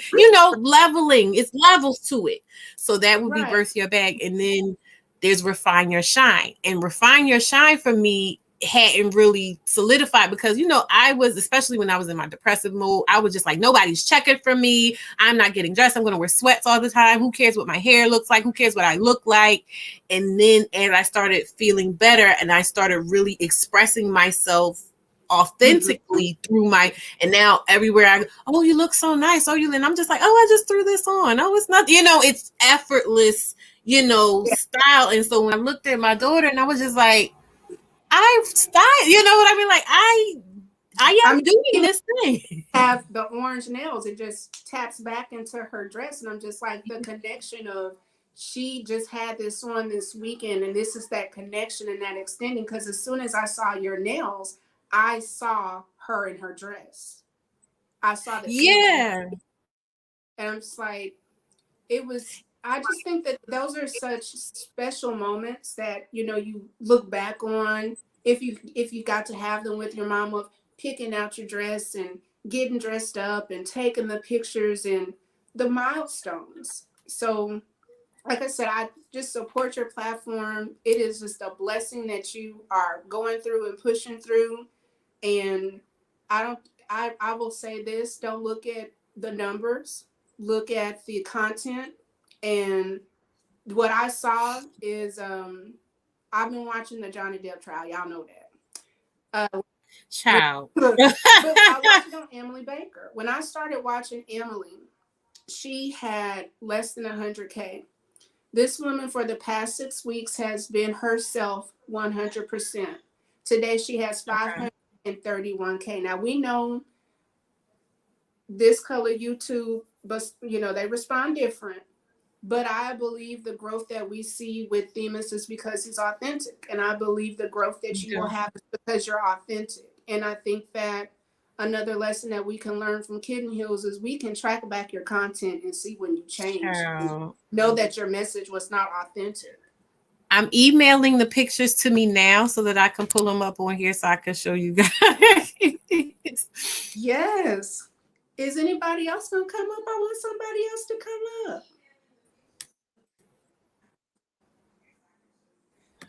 I don't know. Listen, we don't have enough people, and that's okay. It's understandable. No, you have more, but here's the thing that YouTube looks at. They don't always look at views. They also look at interaction, and the fact that you have this much activity in your live says a lot, because there are people that may have all kind of views, but they don't have any kind of comments. They don't have any action, and they're just throwing videos for video's sake. I like that. She said, refine your shine, touch my soul. It really did. So go through those 3 again, and then show the book again. And also, I think that drop the link of the book in the. So if you I had, because when I set up the channel, like I said, I've been doing so much in trying to build the platform. It was originally on Instagram. Okay. But I already had, I think I was talking to you about, like, I already had, like, I didn't realize I already had like a mission statement and a full explanation. So if you go to Level Up Single Mom, the channel on YouTube, I have a thing where it explains everything in detail. It was like a little web I did on Facebook that explains every single one in detail. I mean, and we can view it one day here also, if you guys like. Yes, because I'm looking at the playlist. I see 4, and then you kind of cutting out. Maybe if you have on your channel page, you know how like we can go to Themis's page and he'll show what the topics are. I think you probably need to create that with the book. Oh, I see why I'm cutting out. Oh, child. Hold on. But no, go one more time for me. It birth your bag right now is on the first level, because I don't try to speak ahead of my level of expertise or where I feel comfortable. So right now, birth your bag is for people who may be working, low-end jobs or jobs that minimum wage jobs, but want to kind of transition to maybe the next step up, just so that they can have a little more breathing room financially, so then they can start that bank account, or they can start adding to their 401k, or they can start putting money aside to invest in, trainings or whatever, if they want to start a business. Right. Because sometimes it's hard. Everybody on Instagram is like, I make you a billionaire in a month. You know what I mean? Yeah. Sometimes you really just need somebody to hold your hand through the process of getting a job that pays you another extra $1 an hour or something. It can be for abundance, but you just got to get from there. I can never do it and just doing nothing. So that's what Birth Your Bag is right now. I actually put together like a little bundle for people. It's like $50, but I talk about 401ks. I talk about basics of credit, and I also show like how I went from working at Ross to working at my current job, which I started at Ross making $9 an hour in like the end of the beginning of 2018. And then by the end of 2019, I was making $18 an hour working from home, not having to be in everybody's face. You know what I mean? And it was just like the things that I learned how to do that, where I went to find the jobs, how I shaped my resume and my skill set and everything. So I have that. That's birth your bag. Okay.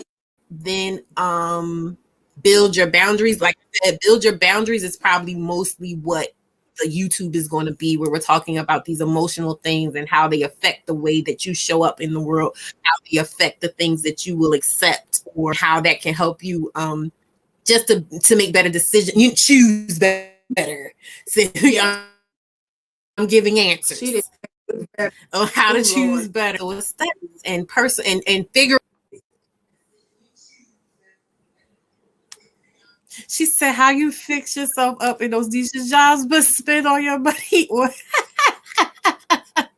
Uber Eats a bit." Well, that's why I talk about if you set up your 401k, or like me, like I in 2016, because I started working at Ross after not having worked for a long time. Because I went through like a breakdown in 2013 and I was like recovering for those years. So then in like 2018, I got the job at Ross, kind of starting all the way over. And I just set up a bank account. And they were like, "Hey, you want to set up a bank account for your kids?" And I was like, "Okay." And they were like, "You can set up money to come out automatically to go to their bank accounts, every month or whatever." So just doing stuff like that where you don't even have to touch it and you don't even miss it. Or signing up for your 401k, for whatever you think you can afford. Again, those are things own. And then next thing you know, oh, I got a couple $1,000s, like it will save money because we think we can't afford it. Yeah. Okay. And then the last is what? Refine your shine. And refine your shine. Yeah, refine your shine is about finding your own personal style. So it's not about, bending yourself to fit the trends and becoming a YouTube makeup guru or anything like that. You said what? The Instagram baddie. I wanted to die. I'm so sick of everybody. I'm so sick of these units. I'm so sick of, what is that, Fashion Nova? I wish it would burn. Ugh. I can't. My email won't load. Oh, won't load the My picture? email won't load, but you know what? Yeah, it won't load my email so I can load the pictures. However, will this load? No, I'm gonna take this away. Oh wait, it did, and I took it away. Oh well. Let me see. What was I just at? Pay him. Because I'm trying to show you I can show you the slides. Is Canva open? I can just show you the slides. Geez. But you keep talking for a second while I pull it up. I don't want dead air. No, I absolutely love, like I said, I like the whole birth your bag, build your boundaries, refine your shine. And I like that it's clear and concise, going back to the conversation of even and I like how we've got the substance, because with what Thema said when the white lady said, a mother is a daughter. And I'm just like, yeah, but I don't want to be the kind of daughter that my mom had to be. Like, yeah. No, like I get it. I get where she's trying to come from, but my mom is a daughter of a whole bunch of survival. And there are just certain things that I'm just over, like I don't want to be called strong. I don't want black girl magic. I strive to be as mediocre as a white woman. And I'll be telling everybody, like, soft life. Soft life. And I'm yelling it though, but soft life. But I'm just like, when I say I enjoy resting in my femininity, and there are people that are just like, you're in corporate America and you don't, and I'm like, no, I don't miss the grind. Like, do you hear what you're saying? Work hard, play hard. No, like, I like to be dainty and feminine. I know it's not everybody's gig. I get it. It's not everybody's thing. Like, even with the whole, and I'm like, you know what? You talk long enough and God will give you a message. I'm just like, okay, maybe I need to talk about submissiveness and how it's not a cuss word. And it's very easy when you're partnered with a person because you're not submitting. Like, I find it to be a love contest. I try to outlove. He makes sure that I'm provided for, and the small things that he likes, it's easy. It's simple. Like, I'm like, oh, I don't even have to cook tonight because I cook enough chicken and it's soup and he's happy and pleased. Got some salad in there. It's good. I'm outside all day and cried over the babies on TV. And send him to go get some shots because I'm like, child, I got a headache. I need some shots. Break. I think that if worrying about the submission, like if they stop talking about it and just focus on being the people that they would need to be to get it, then they would get it.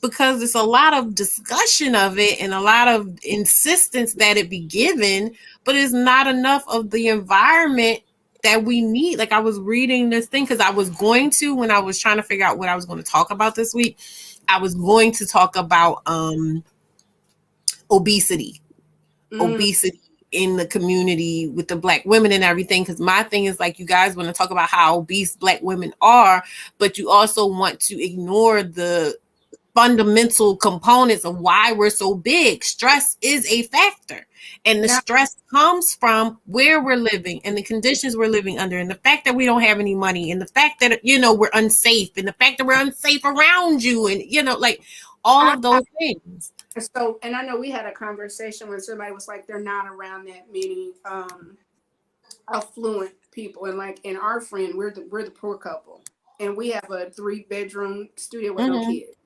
So everybody else is in $1.2 billion homes. And one girl was like, well, I just don't understand. I was like, well, wait, you're a generation removed from poverty. And I need for you to go.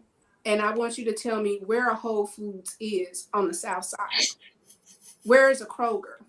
Because if all you can do is go to the convenience store or go to a McDonald's, then you eat what is around you. The proximity to what you have has to do with the businesses that will invest in the neighborhood. So if the grocery store is a dangerous investment, they're not going to be there. I'm like, a food desert is a very real thing. So how dare you? How dare you? And she's like, oh, well, they can just order online. And I was like, order online and have it delivered where? Who's delivering to that address? Like, you cannot be this removed, sis. Yes, I love the graphics. Come on now. Yeah, it's when I sit and say, like, every little piece, every step of the way, it's like I would have to take so much time and focus out of working. Like, it was so hard, and it's just been getting progressively easier and easier, and progressively I've had more and more of the stuff readily available to just throw it out there. So that's why I was telling you, like, by the time I was like, okay, I'll go ahead and make the thing I heard Themis's call to action. I was like, okay, I'll go ahead, and it was just all there, ready to go. Well, and I'm so about education. It helps me when I really feel like I don't believe in accidental meetups. I really feel that Themis has created an environment for a lot of Black sheeps to find each other and to find community. And it's nice to know that somebody else is like, well, I have intellect, but my texting, chatting can be, I have to go back and chat it a lot because I chat like I speak, but I'm okay with that because that is who I am. And I'm like, I have worked very hard to not have to put on a mask, and I don't want to be around company that I've got to a code switch, as they would say. So it's so nice to be around other Black women that can hear a call to action, that can share their stories and have, various belief systems and just appreciate and have this, the House of Themis, the Fruities, the fruitcakes. Like, it's a thing. Glad to be in on the foundation of it, because when it blows up, we'll be like the GOGs. Like, girl, you remember when it was just 10,000 of us? And it's all of these different content creators, because I see how these people navigate these YouTube streets. And it's no people that know people that know people that know people that even Legal Bites, they got her channel to 250K. Well, everybody that came on the panel, she say, oh, well, they only have 2,000 subscribers. Let's get them to 5. There's 60K people on here. Who has this? Let's get them to that. So when you say you don't want to plug yourself, it's like, it's not, you talked a lot about being a guest. I don't think that holds the space. I think that that channel is every much his and ours. It's collaborative, and you contribute a lot. And because you contribute a lot, part of the currency that you need to be able to receive is to drop your link. Drop your link. Thank you so much for telling me that. Like, because it's like, I kind of felt like I needed it. And just because Themis talks so much, and I know I don't feel like he feels that way, but I'm just very self-conscious in that way of not taking, not trying to take without asking, or not trying to just impose myself in other people's spaces. It was more so like, I know that I need to build for myself. Well, here's the thing though. Building for yourself is also, your network is your net worth. And if you have a network of people that will come, then you need to tap into the network that you've created these relationships with. You're not somebody hopping on the live that we don't see and we don't know. You're up on the panel. You know what I'm saying? There's certain names that I know who SJK is. I know who Deanne is. I know who Tordell is. I know who Uppity is. Like, there are certain people that they are there on Friday, or even Erica. You're not taking up real estate that you've not put a foundation on.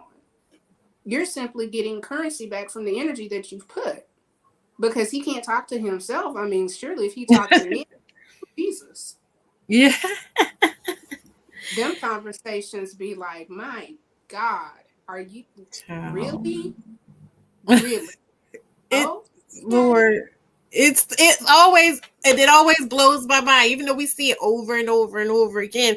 But like I said, now it's getting scarier, because before I felt like, oh, this is just online. And like I said, I think I told y'all one night, I heard somebody in Chile saying it.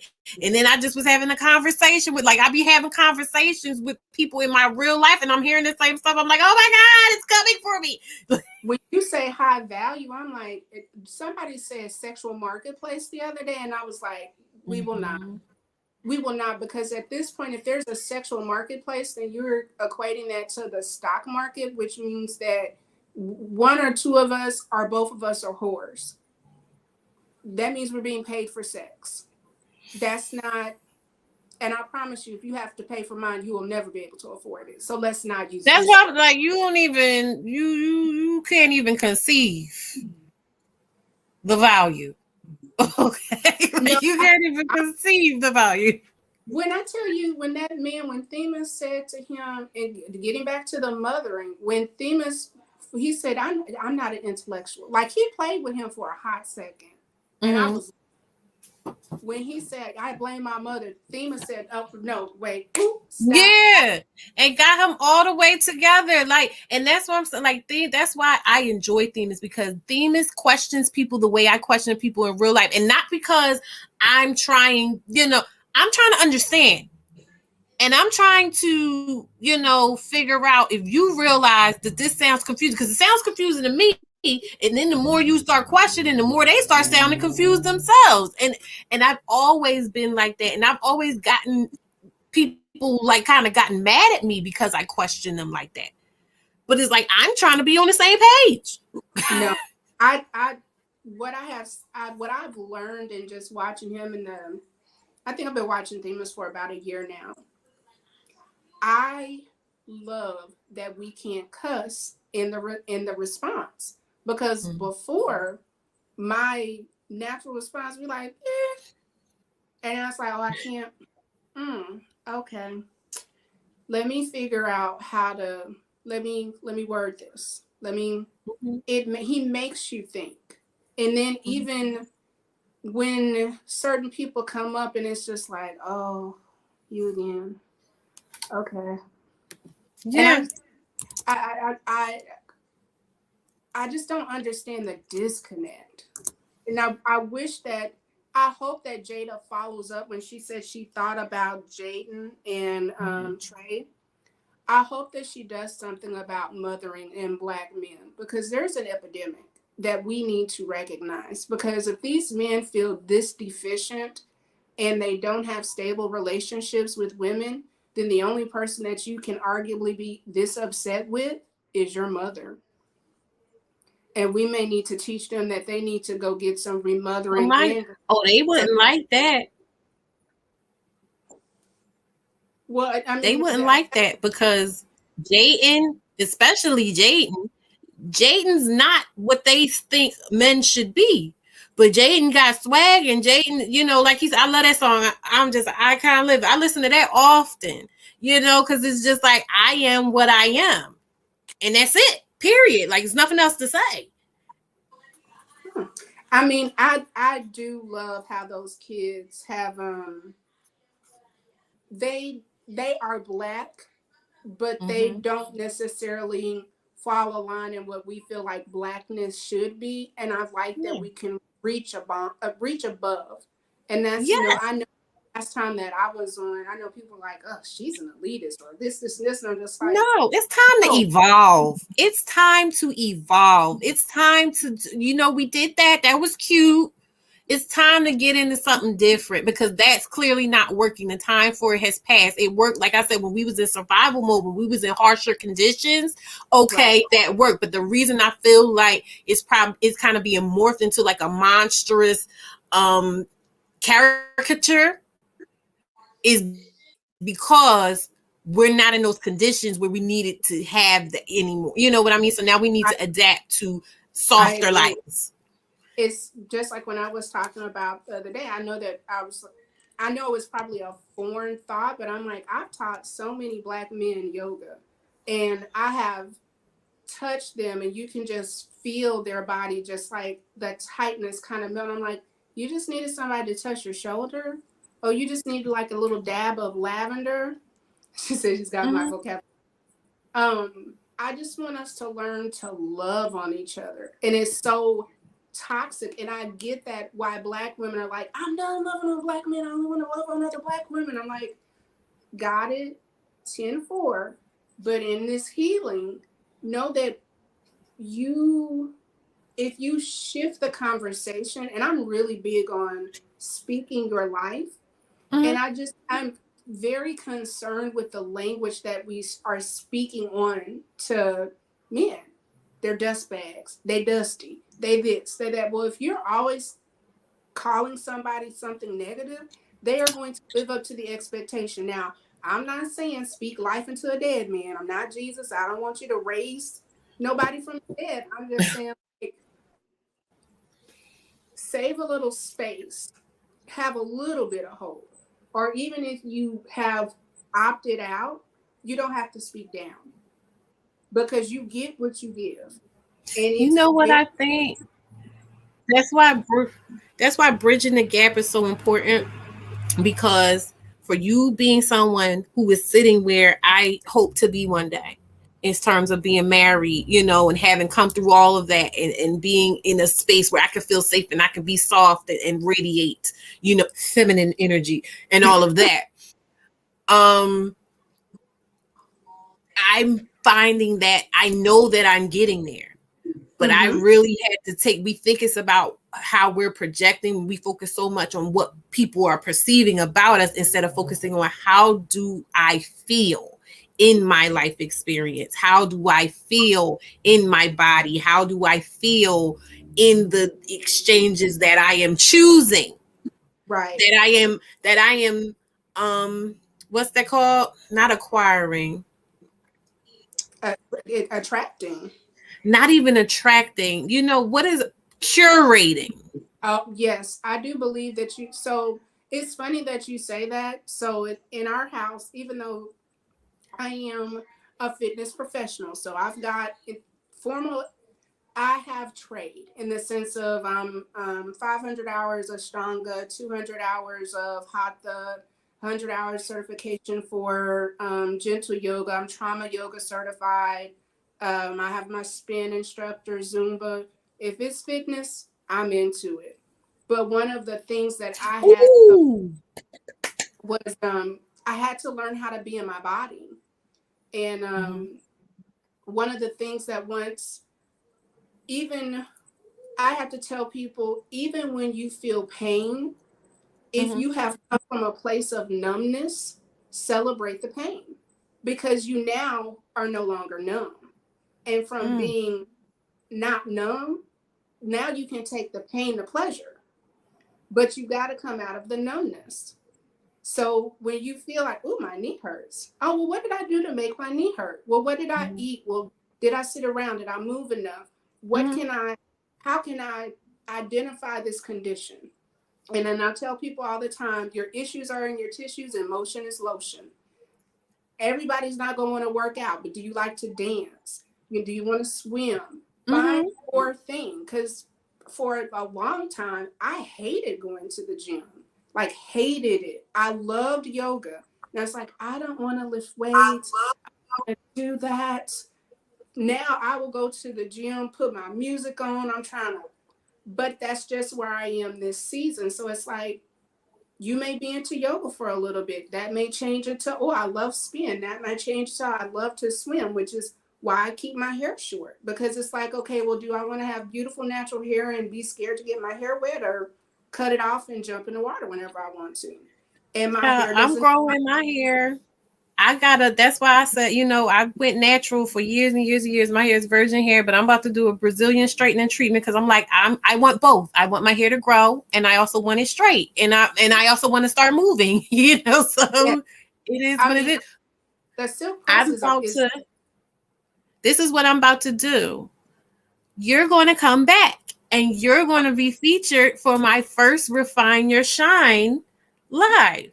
Specifically for Refine Your Shine, because everything you're talking about goes into, like I said, inhabiting your body and finding your comfort within your body so that you can exude that feminine energy. And your sexuality. That's the thing. Yes. I mean, that's this year's so my year this year themed out is my shadow side, and then embracing my inner child, but also embracing sexuality. And what does it feel like to please yourself? And what does your body need? And what feels good to you? So that you can identify what your love or your need. Because I think a lot of times we don't. And it's not always,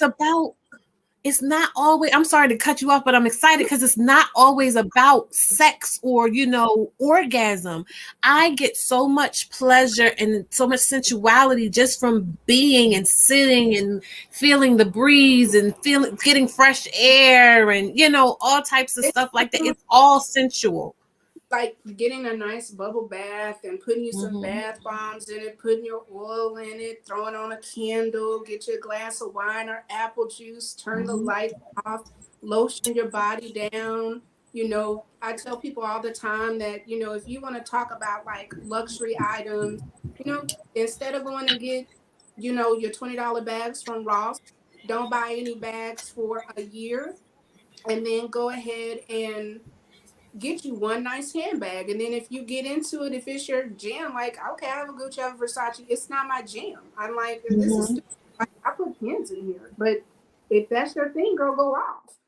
A nice little suit, glasses. Like, I love a frame. I'm like, oh, let me grab my Fendi. Other people like, you what the hell?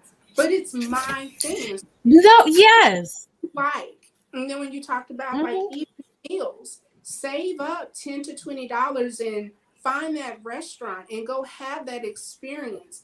And I even challenge people to have a mindful meal once a week. Turn your TV off, turn your phone, and taste your food. Like, this is yummy. What? I'm so sorry. This is my husband. He calling you. Hey, babe. Hey, what you doing? I'm on mute. While she's muted, I'm going to get started. I'm going to let y'all see what level up means. I'm not going to do the whole thing. I might wind up doing the whole thing. I skipped the first two. But so for me, leveling up means, as a single mother, to transcend the limitations of societal stereotypes by reclaiming your personhood and giving yourself permission to fulfill the desires that come with that transformation. And so the 3 areas that I focus on to help with that transformation is money, power, and respect. Or let me move forward. Hold on. Is it going to move? It's been sitting a long time. There it is. Did I go too forward? Hold on. Let me go back. Okay, so these are 3 areas, right? We have birth your bag, which is about the money, and refine your shine, which is your personal power, like I was talking about, embodying your body, and then build your boundaries, which is about respect for yourself, and therefore the respect that you command from other people. So the core ideologies that take self-actualization from possibility to reality are streamlined into these 3 simplistic areas of concentration for quicker comprehension and practical application of corrective systems.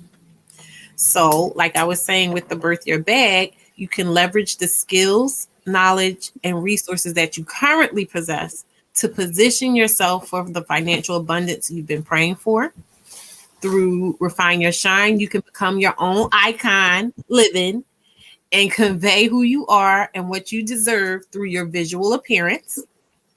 And through Build Your Boundaries, you can identify the fears, beliefs, and traumas triggering the habits that are keeping you from living the life you always wanted, as well as how to maintain this new way of being. So, I love it. And I love that it's so concise. I love a good self-help book, and I will buy anything Iana puts out, or sometimes she's a tough read. Like my favorite like is I love the 4 agreements. I absolutely love the 4 agreements because it's simple. It's very easy. Like when you have 3 things that you can come back, so you can question yourself, like, before I do this, is this gonna birth my bag? Okay, when I do this, am I building boundaries? And if I do this, is this within the, and then is this going to help me refine my shine? And you can question yourself before you make that choice of like, no, this is because it breaks one of my core foundations. Yes. It's very easy.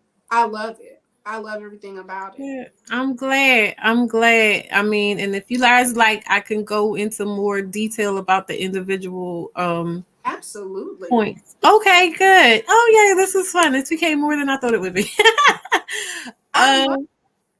Well, if you just let me know when I need to be on for Refine Your Shine, and I'll make sure that I have on some actual makeup and I promise every time I come on Themis, I'm in some Target PJs, but they are like my favorite thing. And when you said that, getting dressed, I make myself get dressed at least once a week, just because from being a fitness teacher, I'm like in Lululemon or Athlete, I'm always in athletic gear, and I have to go and get clothes because it's like I found myself like, oh, I'm gonna jazz up some athletic parents. Like, no, I want some dresses. Like, part of it is like I'll order something and we call them my husband's outfits. So I'll be like, hey babe, I'm gonna use the card. I found a dress.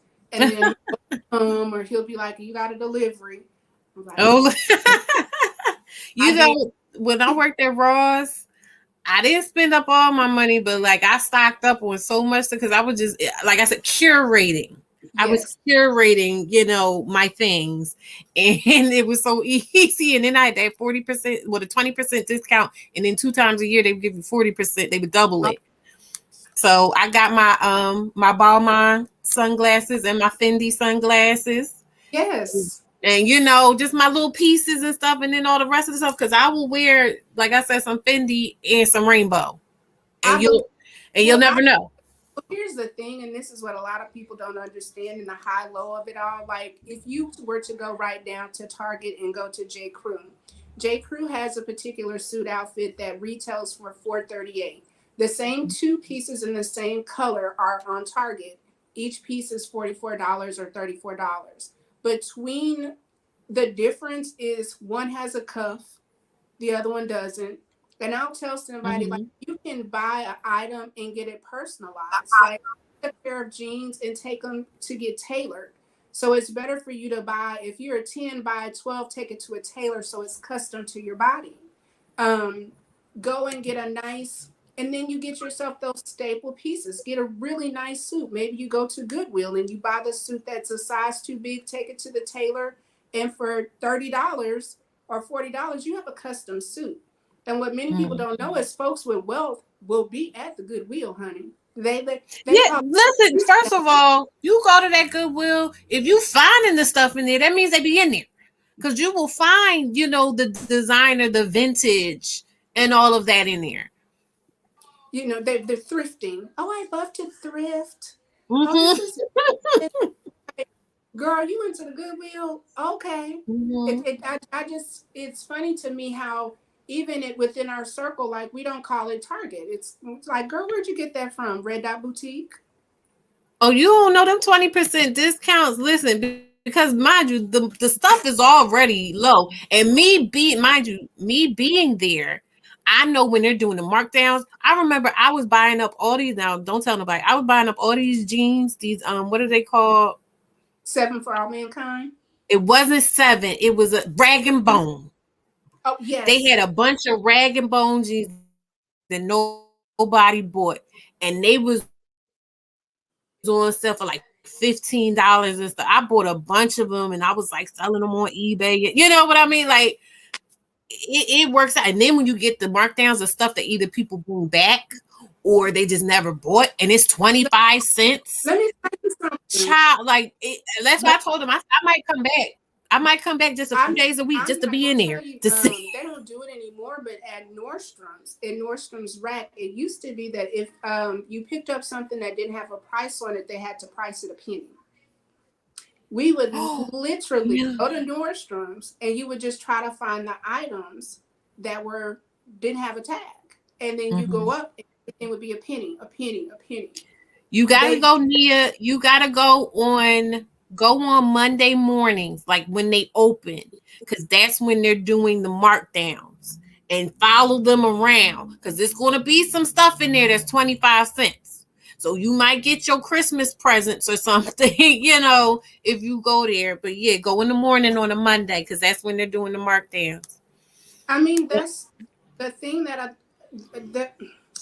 this is what I have learned. And I had a client that was a corporate Apple lawyer for years. And he said to me, poor people pay for things, rich people pay for time. It changed my life. And I was like, wait, what? And he said, you want to get to the point to where your money, your time is equated to money, and you are allotting. He's like, you can acquire all kinds of things. What you will never get back is time. And then he said, okay, are you paying for a thing, or are you paying for an experience? I think our community, we pay for things to look like we are experiencing versus holding to have the actual experience. So you no longer need to look like the experience. We want to look like. I always say that. I was like when it came to my oldest daughter's father, I was like, you want things to look a certain way. I want things to be a certain way. Amen. And I think that's just women in general. And I truly feel like that's the disconnect between men and women. And I think also that's why the men get so angry at the women, because they can't understand the ways that they are holding themselves back. And yet we just always doing stuff and achieving and getting to that next level and making it look good. You know what I mean? Or at least making it look fun. Well, I think and they don't get it. But you talked about the high low of it all. Like, you have the same Fendi that somebody spent $400 on. It's still a Fendi. You still get the quality. You don't need to go to the Fendi store. I mean, it's nice to go to the Gucci store and get your wine and sit, and it's an experience. But once you do it and you bring it back, I'm like, that wasn't worth $1,000. Not when I can go to Off Rack or Off Fifth and get that same handbag. And everybody looking at me like, oh, what type of life you living? mean, like I tell you, my girlfriend that she's 6 figures, her husband is 6 figures, most of them are 6 figures. And she's just like, she told me today, she's like, you just don't understand how blessed you are. It's like, no, I understand. I'm greatly blessed. Because I told her, after last night, the tragedy, my husband came home and we have our routines. So we dance every night. We take a shot every night. It's just the things that I need to make me feel loved. And these are the things that we negotiate. Like he may need time. It's the finals. He needs to be able to finals and not be bothered. Okay. So do that for each other. But, be like, okay, let's get our dance on. Okay, let's do our shot. Or before I get off, I'll go in there and make sure that our cocktail is made. And we have our cocktail. We have our toast. We put our music on. And she's like, y'all do this every night? It's like, yeah, it's our thing. And then every morning before he leaves, we pray together. And I think when you say you want to feel safe, it's the routine that has allowed me to feel safe. So if we get off of routine, I can say, oh, wait, there's a shift. What's going on? Yeah. So I don't have to question, are we good? Because a shift in the routine, I can identify, oh, we haven't prayed in 2 mornings. What the hell is happening? Or, hey, we didn't dance for 2 nights. Are we okay? You good? Did I do something? This is wisdom. This is needed wisdom, so we know. You think so? Yes, these are the things that, as someone, like I said, who desires partnership and who desires marriage, but I desire, what you're describing, but you don't see it. You don't know what the components are. It's hard to visualize. You know what I mean? And so you kind of go for it. So if you go from dealing with people who only deal with you for sex, then you naturally tend to say, well, oh, they got to spend a lot of money on me. So then you get somebody that's spending a lot of money on you, but he's still not really connecting with you. So now you're like, well, what's going on? You get what I'm saying? There's so many of those things those intangibles. Well, that goes back to the refine your shine. But because when COVID hit, we were one of the first industries that it was just shut down. Like the health clubs, like, no. And my husband was just like, hey, babe, you know what? Like, you're not getting out of the house. And, is it something you can do?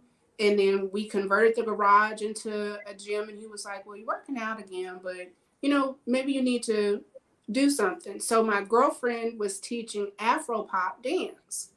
And as I started dancing, I was like, ooh, this is it. Like Afro beats, like the music already is just like to like it's what it is. And then you got all these women and you go 2 or 3 times and the routine. Now you can kind of get into it.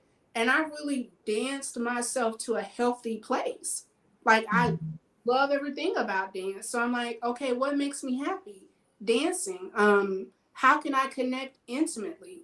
Okay, well, I like being embraced and I like being by your chest and I like how you feel when we dance together. And I just told him, I was like, I was feeling really sad. We had, like I told Themis, we had a very tragic death in March. I had a childhood best friend, and her son and my son are a year and a week apart. And he died in a vehicular accident. And it's just something that you just cannot conceive, to see such a bright light just not be here. And I had lost my uncle the year before. So I was just like, I told my mom, I told her, I just feel like I'm in constant mourning.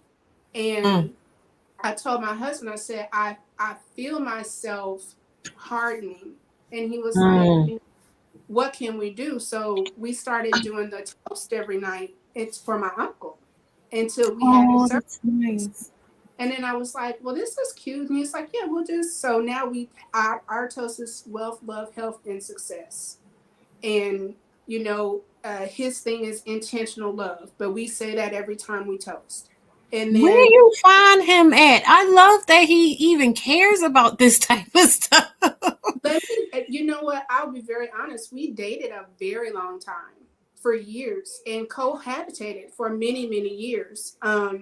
He was a good boyfriend. He's a fantastic husband. I was a good girlfriend. I'm a great wife. I think that a lot of people will say that marriage doesn't mean anything, but I needed the security to give my all with some type of assurance that you cannot just pack up and leave. And as long as I was a girlfriend, I operated like a girlfriend. And as long as he was a boyfriend, he operated like a boyfriend. We operate like a married couple, and we have obligations to each other. And I think that that's something that people do not share. I have so many married girlfriends that once I got into the club, they started dropping wisdom, and I was like, why y'all didn't say none of this while I was dating? And they were like, because you weren't married. And I said, you do understand that you're doing single people a disservice, because you are not talking about the things that you do or the safety that you feel, because it is different. When people say, like, they was together all them years and then they was only married for 15 months. Yes, because it changes. And if you continue to act like a boyfriend and a girlfriend as a married couple, it's not going to work. The level of responsibility is different. I ain't got to cook for you. I feel like Willow, I'm fighting the urge to be like, wow, at everything. No, I really tell my husband, and he wanted to call in the other day, because when you say I don't, it's good that you found him. These are the things that he is required to do to have a happy spouse. So it's not work. And that's what I had to say. Like, it's not work, it's effort. And it's effortless when the person is worth the effort. He's worth it. And I try to be worth, when you heard him call, he was like, okay, babe, what do you want to do? Da, da, da, da. He's like, okay, well, you want that? Because I was like, I want some soup and I just need this and that. But then if he'll be like, I'm telling you, if he wake up at 2:00 in the morning and say he wanted some pig feet, I would get up and cook them. And it's a lot of women that be like, bitch, what? And I'm like, no. But I know it is directly correlated to the amount of love and care and effort he puts into you. Like, you can't do that for people who are not, if it's not a free flowing energy, and it doesn't matter what the energy look like, but just the levels and the amount or whatever, if it's not consistent and equal, or even if it's like ebbing and flowing, but it's in sync, it's not going to work. Well, and that's what I tell people. I don't believe in 50-50. It may be 80-20, but you got to give your 20. That's the 100. And then for him, some things are 80, and for me, it's 20. So it's making sure that there's reciprocity in the relationship. And then the other thing is, like, you have to know that you married a human. Like, I don't believe this man is not going to never be attracted to another woman. I think that's silly. Now, am I endorsing go out and no? But if I see you turn your eye, like, shit, she cute, okay, all right. Now, don't look too hard. That's what I'm saying. Like, you can look, that's fine, but that's it. Like, don't touch. But there's the other thing. It's just like, you have to really be honest and acknowledge that at most, if your partner is 80 to 90% of what you want, like, you've hit the lottery. So many people are just settling for nothing. And I think they settle for nothing because they don't love themselves. I love me down. It's hard not to love me because I love me. When you don't love yourself, yourself, exactly what the build your boundaries. It's the build your boundaries is about that. I love that. And that is one of the things that we went to Boundaries and Communications together. Like, we know how to say, when you, I feel, I want. When you do so and so, I feel blah, blah, blah. I want this, this, and this. It's a, couples counseling. That it is a job to, I think it's a responsibility to find out your partner's love language. And But you got to know yours first. But here's the thing. My love language is words of affirmation. Mine too. Yeah, I think anybody on Themis is words. You're probably right. And you know what? I was upset at myself for a while once I found out about it, because I just was like, this is why people can mess with me. You know what I mean? Because all they got to do is say the right thing, and and I'm there. But I recognize that, yes, it is about the words, but it's also about watching, do the words match with the actions. So that is my husband. He will say in a heartbeat, like, I'm not big on words, but what do my actions say? And I'm like, your actions scream 100, but every now and again, I need you to tell me that I'm beautiful. I need to hear it. Well, you know that I know that you're beautiful. Yeah, but I need you to say it. Yeah. And a lot of women be like, well, wait a minute. Yeah, sometimes you marry somebody that you have to say, I need you to compliment me. Because what will happen is we can be in fulfilling relationships or relationships that we have some success in, but the partner doesn't speak our love language, and an outside influence speaks the language, and you will lose your whole 8 for that 20. So it's just like, be okay if that's not their primary language. Be able to look around and say, oh, I am loved. Oh, I am safe. Oh, I am supported. And this is how he loves me. And then be able to look in the mirror and I be like, I talk myself up like, you cute today, girl. You did that. Look at that. Okay, come on, pink hair. Like, you got to be your own hype person. You have to, if you That's what I said. That you see now, I'm gonna go ahead and move it over, because is this gonna go on its own or can I hit the button? So birth your big, refine your shine. That's why I say you become your own icon. You will become your own. I wrote the song down. I mean, and when you see, I also think that because I realize. I'm listening. Oh no, I also think that we also have to be honest about where people are in life. I'm 43. Where I was at 23 didn't look like anything like 33. 33 didn't look like 37. 37 didn't look like 40. So a lot of times you can't look at the 40-year-old woman and be like, oh, she's this, and this. Girl, I was right where you were at 33. I was in struggle Loveville. I was in you could sell me a dream. I was in potential. Like, yeah, you was talking about being stigmatized earlier, lady. Let me tell you something. Let me tell you something. Okay. When I say team dum dum, team dummy, like, and then when that hey big head, you be like, I hate him. I know never him again. I'm just lucky that the person I was done for, we ended up together. I was very lucky. A long time. Like, we got married after being together for 14 years. Most people, I would not for anybody. It's nice for me. If you are marriage minded and you want to be married and that person is unsure, don't date them. Because what you will do, you will fall in love and compromise your standards. And I was half of who I wanted to be as a woman because I've always wanted to be a wife. And then once I got to be a wife, I was like, yes, I could have been this girl damn near 10 years ago. Yeah. So I'm grateful, but I'd like to say, I like to say it's a cautionary tale. I would never advise my nieces to do what I did. Never. Why not? I wanted to be married. I was unhappy. I had a good relationship, and because my relationship, I wasn't being beat. I wasn't being cheated on.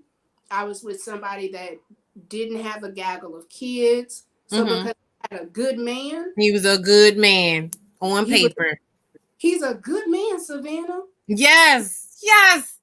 And my mother literally was like, if you leave him, you. But it took for another good man to. I was a private client of mine. Mm-hmm. And the first time I went to his house, I was like, why does this look like this? Like, it was so stark. And I was like, okay, we have to train at the gym because this environment is too stale. And he was like, what? And I was like, it's hurting me. it was, I'm very energy sensitive. So I was like, then it was something simple, like he had this beautiful loft in this shelf. And I was like, why don't you have glasses here? And he's like, oh, I need to buy some stuff. And I was like, no, you have enough stuff here. So we literally took some glasses and put them onto the other side, rearranged some different stuff. And his homeboy came after I was getting ready to train him. And he was like, she did this in an hour. And I was like, yeah, okay. So then I'm like, okay, well, let me show you how to do like healthy recipes. And he's like, we only have this, this, and this. I'm like, oh, you got some cabbage, some sausage, and an onion here. Come on, we can cut this up. This can be a quick meal. This is a 15-minute meal. Mm-hmm. He looks again. In the time of me training him, we done did rugs, put up pictures. He had a girlfriend. He had a girlfriend. And, I'm like, why does your bedspread not match your bathroom? He got house is suited and booted. And he said one day in the middle of training, he said, I cooked your meal and this is like a perfect meal. And I made it for my girlfriend. And, she said, is she married? Because like, this is a wife. And he was like, you do realize you're a wife. And I was like, wait, what? He's like, you should be married. And as long as you're there doing the things that you're doing, he will never marry you. Okay. I had another male client and we're talking and he's just like, he would always put an emphasis on my boyfriend. And he was like, yeah, your boyfriend. I was like, why do you say that with such disdain? And he was like, well, you make it real comfortable for him. And I was like, So I brought it up to him and I was like, this person said this, and this person said this, and it had been mentioned before, but he'd be like, oh, that's a single guy and they're just trying to run game. Well, these were partnered people, so he couldn't say it. And I said, I'm really getting to the point where I really do think I want to be married. And if that's not what you want, then I need to probably do something different. And he was like, what do you mean? I was like, I will be married before 42. Whether I'm married to you or to somebody else, I'm a wife. I'm not a girlfriend. You know what? I've been saying that to myself lately. Like, it's just like when certain things are coming up and I'm just like, I'm not doing that because I'm a wife and a wife would be doing it differently. And it doesn't even have to do necessarily with being with a man. It's just like certain things, like my oldest daughter's father, they had a death in the family. And I went around and, because they had a death in the family, I'm going to be around and everything. And they're like, oh, come hang out. And I'm just like, no, I'm somebody's wife. And whoever my husband will be, he wouldn't want me doing that. If I was with him, that wouldn't be how it would be going down. So I'm going to adhere to that right now. Right. Or if my husband can't come, then we can't come.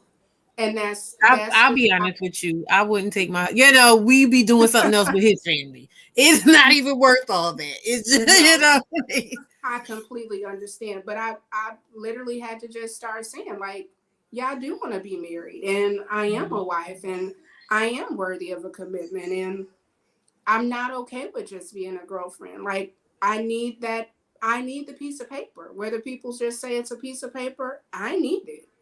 And once I said it, I kind of stepped back and then it was like, I don't think I want to marry you. And then he was like, wait, you talking real crazy.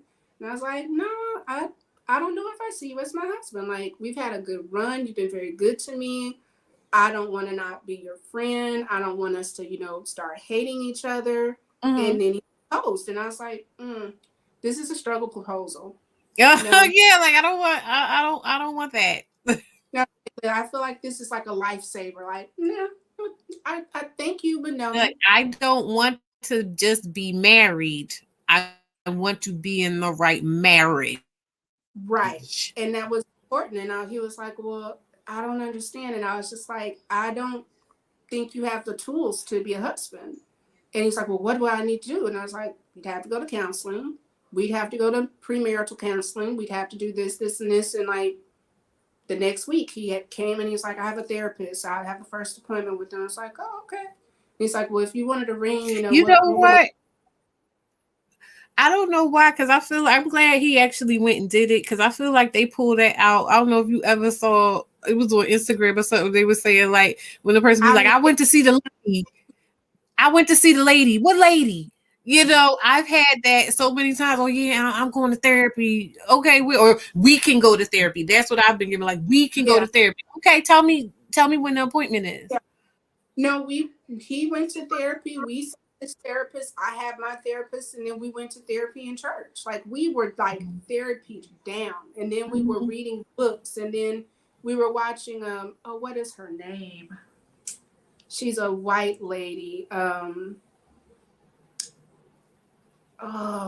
Robbins? No, not Mel. She's good. Mel does more finances. Irene, you know what? I have one of her books. She's so popular. Hold on. We would sit up and we would watch one of her videos every night. Okay. And I mean, therapy is free. Like, when we went to my in-laws and they were kind of like in a tiff, we we're like, oh, hey, watch this and see this and do this. And it was so nice. Like, we sat down as family where we had been married a couple of months. They've been married for 20 I love Brene. Somebody said Brene Brown? It's not Brene Brown, because she's an Austin. Hold on. I'm gonna watch that too. Eat, Pray, Love. I had watched that like a couple years ago. I was like, it set me off. It didn't set me off, but it was like one of those times where I'm like, I'm in a season of energy shifting, and it was like the right lead-in to what it was going on. And I was like, I'm gonna watch Eat, Pray, Love. And I was like, I'm eating, praying, and loving. You know, that was the phase I was in. I have to. If one, like, she has mating, you know what? Pull up Mating in Captivity. That's one of her books. Let me see. Mating in how are we captive? What's going on? Babe. Just a babe. Hey, what was the lady? I can't think, the Mating in Captivity. We used to watch her videos all the time. Esther Perel. Esther, that's okay. I got it, babe. All right, bye. He said, all right. Esther Perel. She is amazing. She has so many videos on YouTube. She said, yeah. Shut up here. Yeah, nah, we didn't. The here's the ring thing. I was like, nah. He proposed again Christmas in front of his family. Oh Lord, he thought he was gonna pressure you. I was like, you really about to get your feelings hurt, because his mom like referring to Mrs. Williams, come to the kitchen. Oh Mrs. no. Williams, oh no. What the hell is happening? And he was just like, please just yes. And because we were there for Christmas all the way to New Year's, and he was just like, I just want to know that this year you'll be my wife. You just say yes. And say yes to saying yes. And I was like, girl, I was like, this is the most corniest bullshit ever. We got back to Dallas, and oh, you're in Texas? Yeah, we're in Texas. Yeah, we stay out in the burbs of Texas, and his mom stays in El Paso. Okay. We go there every Christmas, and we spend Thanksgiving with my mom. And we went, and he had the ring, and we got his size, and I was just like, I don't know, I wasn't vibing with this proposal. And I just kept complaining. And my girlfriend was like, girl, the man done proposed twice. Like, what is it? And I was like, so Valentine's Day, he was like, hey, go in your room because I have a yoga room. And he's like, go into the room for a little bit. Just, go do some yoga or meditate for a while. I was like, this is weird, but okay. It's like, don't come out the room. Okay. How am I supposed to relax and I feel like you doing something sneaky? I really felt, I was like, I done sent my mom a text. I think he plotted on me since like, you don't hear from me for a couple hours. Come and check on me. But he came and knocked on the door and he had little flowers. And then on the thing, it said, will you marry me? And I was just like, it was so sweet and so thoughtful. So that's what I call our proposal day. And I was just like, okay. And we got married 90 days after. Like when the start line, I called my girlfriend. I said, I finally accepted the proposal. She goes, okay, come over. I got to hook up on, dresses. Come and look and we can order your dress. And I was like, oh, okay. Tried on the dress, loved it. And she was like, okay, I'm going to buy it for you. It's like, wait. Oh. Yeah. She's like, yeah, no, I'm going to buy it for you. Oh, okay. I was training a client and he's a minister. And I was like, hey, do you mind marrying us? And he was like, yeah. And I was like, oh, okay, cool. And I was like, when I get the date, I'm going to give it to you. So the girlfriend that I was dancing with was really into numerology. And I was like, well, I know I don't want to get married this day or this day because we have all these different things going on. And she was like, I picked 3 something. And she goes, no, get married on 3/26. This is y'all's numbers combined. I was like, oh, okay, that's what's up. It ended up being a Friday. So I called the church. I was like, hey, is it available? And they're like, yeah, you know what? We haven't married anybody since COVID started. Yeah, we'd be happy to do it. And I was like, okay, Friday at 3. So I called my mom, tell everybody, hey, we're purple. Purple. That was my favorite. We're purple. And we were going to the church. So the lady's like, hey, aren't you getting married on Friday? And I was like, yeah. She's like, I'm a wedding planner. And she's like, do you have any flowers or anything? I was like, no, we're just going to come in and get married. And she was like, no, we can't let you do that. You're a member of the church. You're here too much. We're going to set something up for you. We'll do it after choir rehearsal. So the church did the decorations for free. We went through all our premarital counseling. We get there, and my husband is he's the only Black person in his office, but one of the girls is a photographer. So I said, hey, do you think Hannah would mind doing our photography? So we get there, she comes, her husband is videotaping, and I'm like, oh, okay, let's get ready to, we need to pay you. And she said, no, we're going to gift you your pictures. And I was like, I didn't pay for my dress. I didn't pay for the church. I didn't pay for flowers. I paid for a cake. That's it. And his friend came, like, this. I've been knowing this guy for years. My mom is looking at this dude the whole time. I know him. No, he looks like somebody. I know him. Why is this a first cousin? Wow. So I had family. He had family. His best friend is my first cousin. Wow. And we found out after we got married. Rod has been to my mom's house. And it was funny because I went to my cousin. She had commented on the wedding pictures. And I went and I said, how do you know this person? And she said, that's my brother. And I was like, no, it's not. And she's like, I was like, girl, do you know that's Tony's best friend? And she was like, shut up.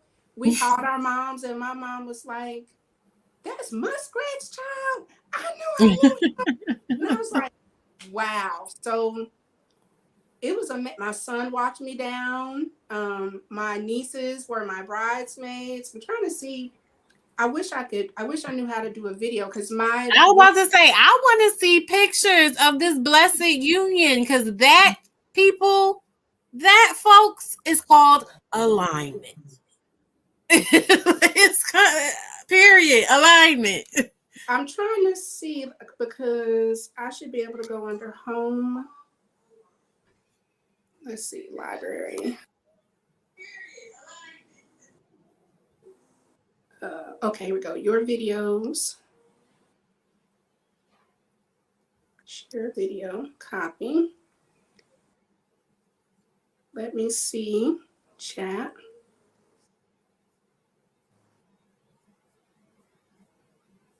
Okay, see if the link will play. Okay.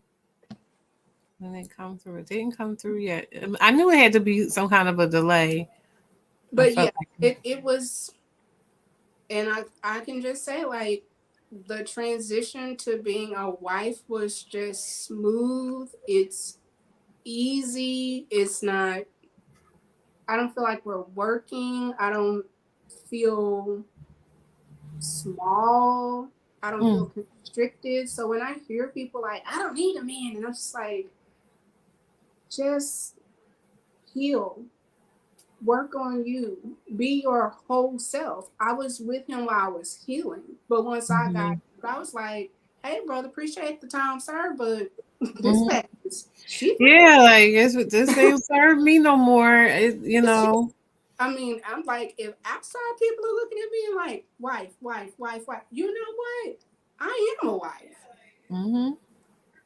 I'm looking at myself like, you know, and like I said, because I can sit in where I am now and look back at where I was and look back at how I was and how I was feeling and everything like that, I see the growth and I see how I couldn't possibly ever receive, you know, that now. And even though I can still see the work that I may need to do, I could see I see myself as a wife, and I'll be by myself, just singular quianna, unless and until, like what you just divinely orchestrated, aligned union with someone where it's not a you don't have to force yourself and bend yourself into a pretzel.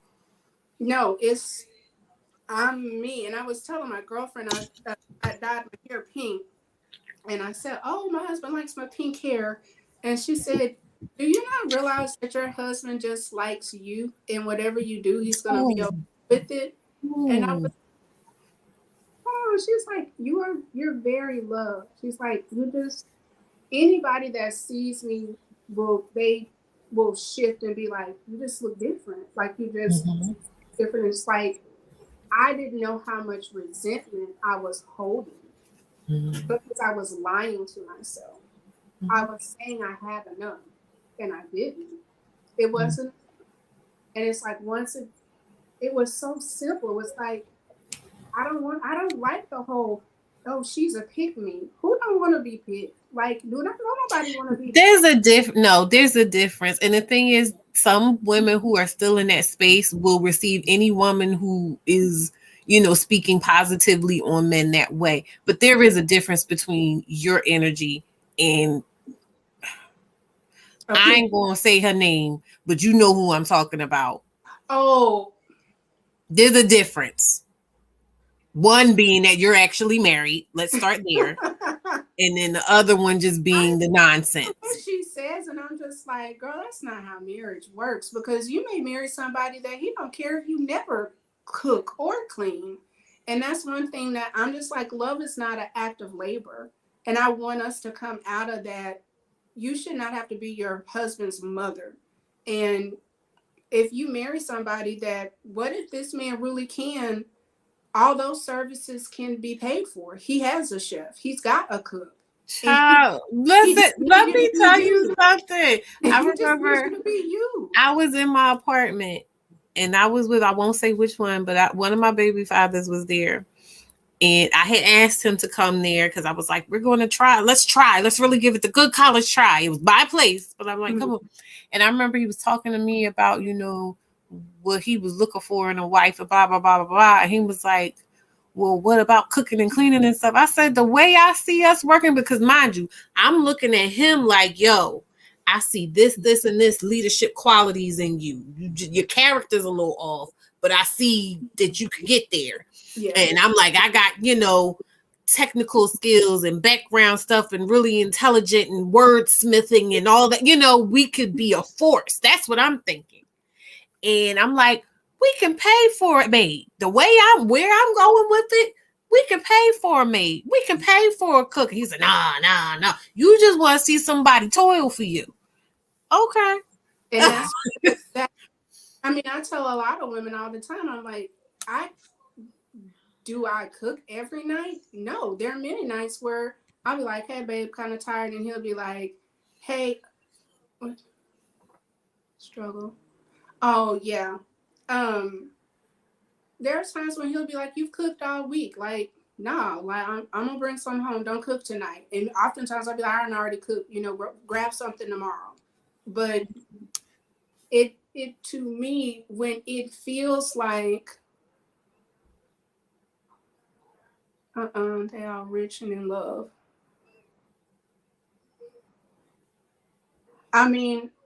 Facts, because make the stallion keep a man. And she twerks on videos, but that's her job. But, and she been with him. She been with him for a while now, and they look incredibly happy. Incredibly happy. Cardi B, like, she puts the content out there, but she's a wife. And I'm just like, I want people to, yes, you can be unpartnered and happy. You can. I do not believe in being with somebody that's making you miserable. Like, absolutely not. Live your best single life. So when you are partnered, you don't want to. There is nothing in the streets for me. I'm good. I'm good. I've had those experiences. I was on that narcotic. You saw I was on narcotic. Heavy head. Them can't get right, okay? They come around, they done did all this crazy stuff to you, and then they come back and just, hey, how you doing, friend? No, as soon as you see the name flash up, because they don't have the emotion. You said that jump. Like, what? The whole world would be like, I used to say to my girlfriend when I was going through my phase, when I was just like, I ain't let nobody touch me, I'd be like, that's the flesh. That's the flesh right there. It's weak. And I don't know what it is about womanizers, because, and I look at the population, and we'll use Sierra as a good example. Like, I don't have to know that Future is good in the bed. All them children let you know he doing what he do. He doing what he do. But the thing is, and Lori Harvey came after Sierra. She did. Single, no kids, and was ready to risk it all. But that's the thing about her. You gotta look at her mom. She wasn't risking a daggone thing. She knew what she was doing. Lori, I did a video on my Vitamin Key page, but it's very low quality. It's not, because that's when I was like, well, I'm trying to do this YouTube thing, and I was just doing commentary. But I was saying, like, at the end of the day, everybody's talking about Lori Harvey, but she's been around. And I'm not saying that in a negative way. I'm saying it's clear that she knows how to date for fun. She's been groomed to date her best option. And yes. She dated until she found her best option. Yes. Diddy, it wasn't the best option. She dated Future, it wasn't the best option. Mm-hmm. By way of which, when we were talking about having access to men with a network, when people are like, why do they date within the same friend group? It happens the same way. Like, once you have access to a particular type of man because you have a particular type of look, well, he'll work out with you, and he got a homie that's down the way, or frat brothers or this and that. Like, the connection can't be like this. But association. But you know what I think I'm learning as I've gotten older, because I've always been like, even I was talking about, I don't want to overstep my bounds in the Discord and everything like that, I've always been acutely aware of trying to do the right thing or do good for goodness sake, or, you know, not just being a snake type of person. But I think that I need to learn, and we as women need to learn, that it's okay to put your interests first. And you don't have to go all the way down, you know, to the dirt with it. But you don't have to be worrying about holding certain standards. I wouldn't even say that. I don't understand. And this is what I tell people. You don't go, and I don't like the whole used car reference that men like to use for women, but you're just as used and you have no value. And if I'm coming into it and I'm gently used and you are whole hoopty. Not gently used. I mean, I'm not brand new. I'm gently used. I tell people all the time, I'm a vintage car. I might not. That's what. Yes, you pick. I am a find. What they say in the thrift store? I am a find. They don't make them like me anymore, and I know that. I know that, and that's the thing. You have to know your worth. I am romantically. Explore your options. Mm-hmm. Like I believe that women, if you are not committed, you should have a rotation. You should be going to certain places. You should be able to say, this is where you want to go. If I list the restaurant and I hear hesitation, I know that we're not going to be a good fit. So you know what? It was great meeting you. Great conversation. Thank you. No, thank you.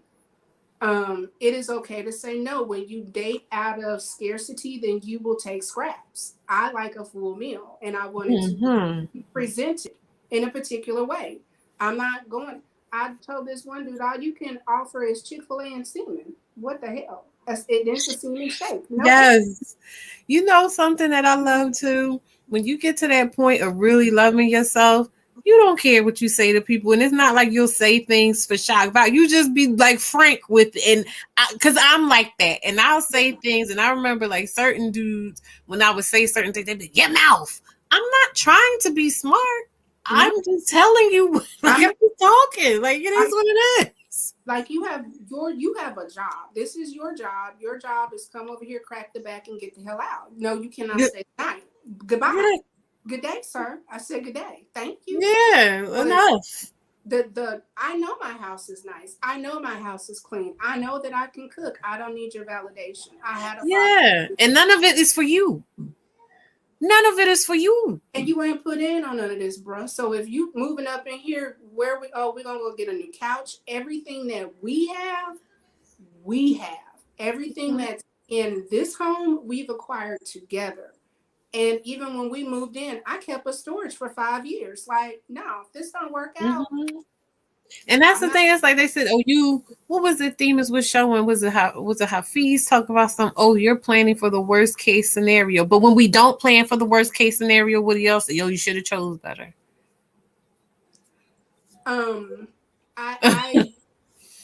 Here's the thing, even with the choices, I get so disheartened when I watch these panels of these men that I'm like, you would rather take a flight, pay for a hotel, pay for lodging, pay to woo another woman that she really is only with you out of money, than to take that money, allocate it, get some therapy, allocate the money, and date someone appropriately. It would be much cheaper to find love in the States. Because they don't, these men, because it isn't all men, but these men that we're discussing right now in this moment, to be quite honest, they're not living authentically. They're not, as you see, who did that person, in whose company did that person expire with? Someone that, they would never touch with a 10-foot pole, according to them, on a bunch of fronts, except for maybe their ethnicity. But they do what they do publicly for the benefit of other men.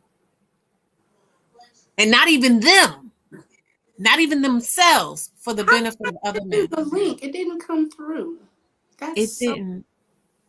I wonder if, because I feel like there was something going on with somebody else's thing before, and they were like, it's not let. I was putting my email in for V Carter in Themis's chat, and it just was not going through. I think certain things it doesn't allow. A YouTube link, you think? It was a YouTube link? Your wedding is on. It's on YouTube? Yeah. Oh, that is so cute. Why don't... Oh, no, because I'm not on What's the Face in there. Well, you know what? I'll be honest with you. I'm getting tired. Okay. No. So we can save that for another. But thank you so much. You really helped make it like spectacular.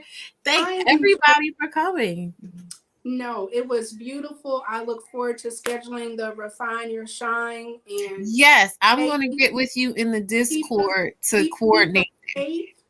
Birth your bag, build your we're going to refine all at the House of Thoughts. Yes, the House of Hot. The House of Hot. House that theme is built. Okay. Yes. All right. All right. Good night, love. You too. I'm going to go ahead and play the outro. Okay. Hold on. Why is it taking so long? Come on, I'm connected to the Ethernet. It's taking forever. Okay.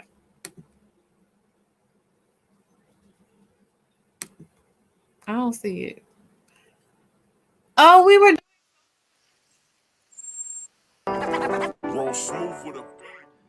No, we're going to do that again because I had a good stream and I want to see it play right.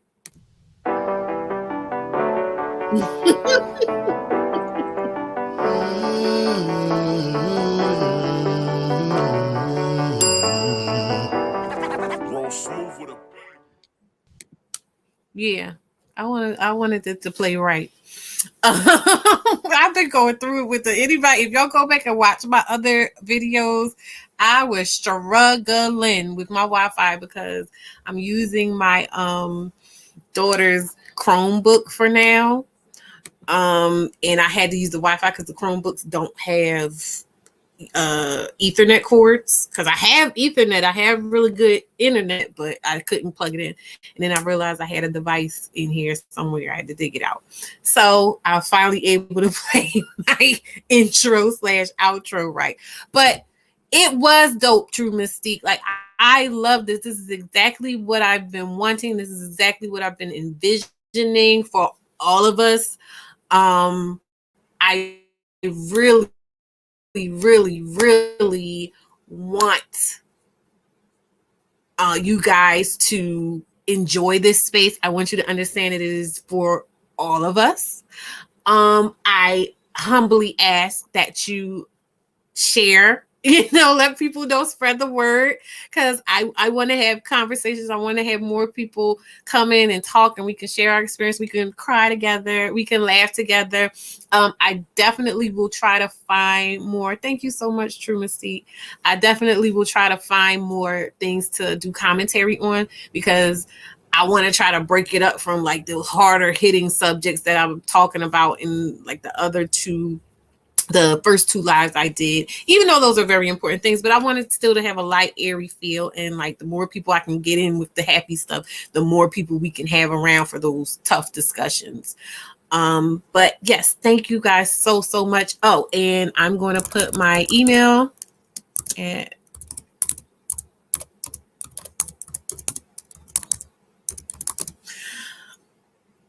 yes. So I'm putting my email in the chat. So if you guys have any other ideas or things you want to send me, clips, stuff you want to see me do commentary on, or anything like that, or just say hi, that is my email. That's where you can reach me.